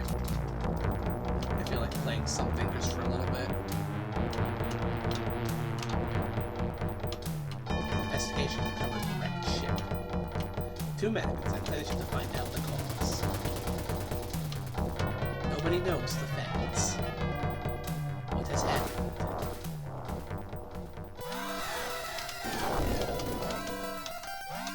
Alright, yep. I can look at this.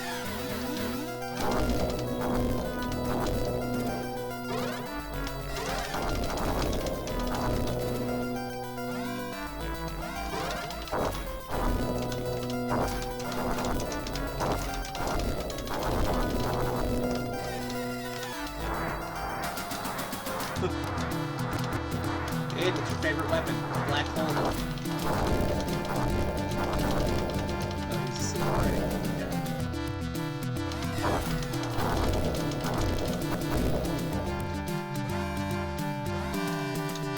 The best way to play this is with a rotary joystick, but I don't have one of those.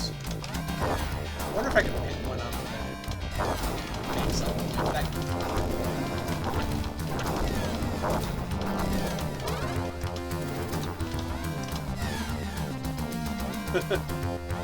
I love Pixelated 4.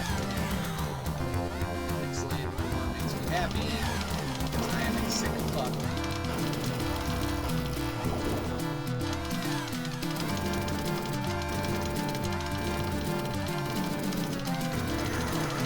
I guess there's even more.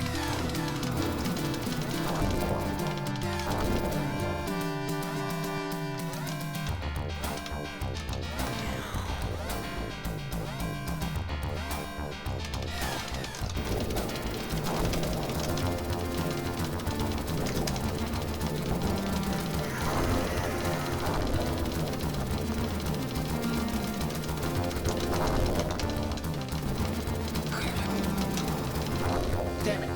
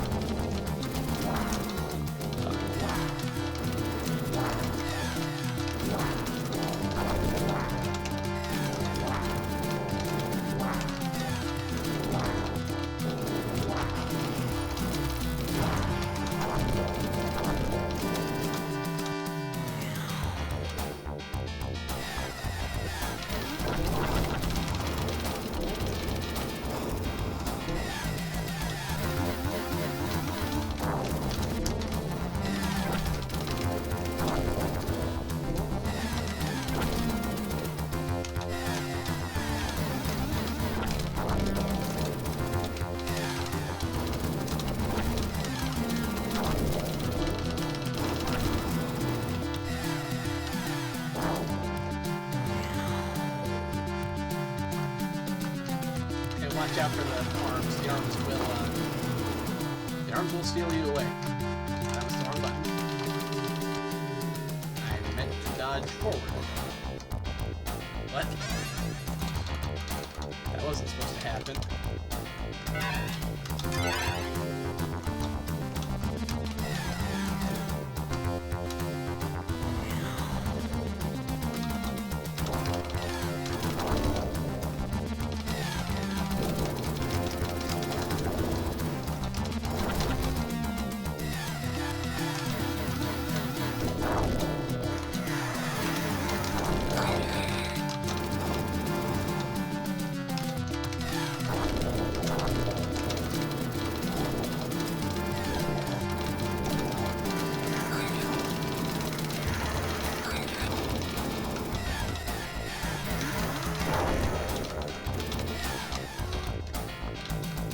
I should probably wrap up tonight. Man. Yeah, no, it's 3:47. Jeez. Yeah, that's a good sign I should wrap up for the night. Yeah. Yeah, I should probably. Yeah. Only reason I don't want to wrap up is because I didn't get to do all the streaming I wanted today because I had problems. Maybe if I can finagle something tomorrow, I'll do more, but no promises on that. Oh, man. Already the 23rd. This is coming to a close faster than I would have liked. It's mostly because I didn't get to stream for a little bit because my computer decided to die on me. So, yeah. That's life, ain't it? Okay. Cobra should still be up. I think she was playing Deadly Premonition.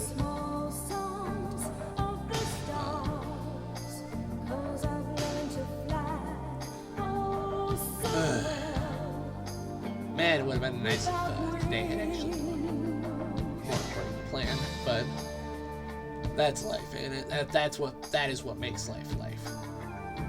Yeah, she's still playing, so I'll just raid myself over there.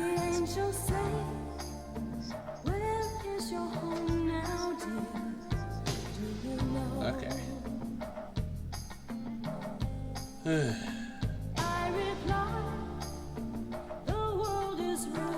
Alright, well then in that case it's time for me to run my outro like I always do.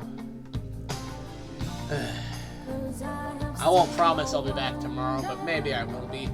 We don't know. Who knows what the future holds? I know that I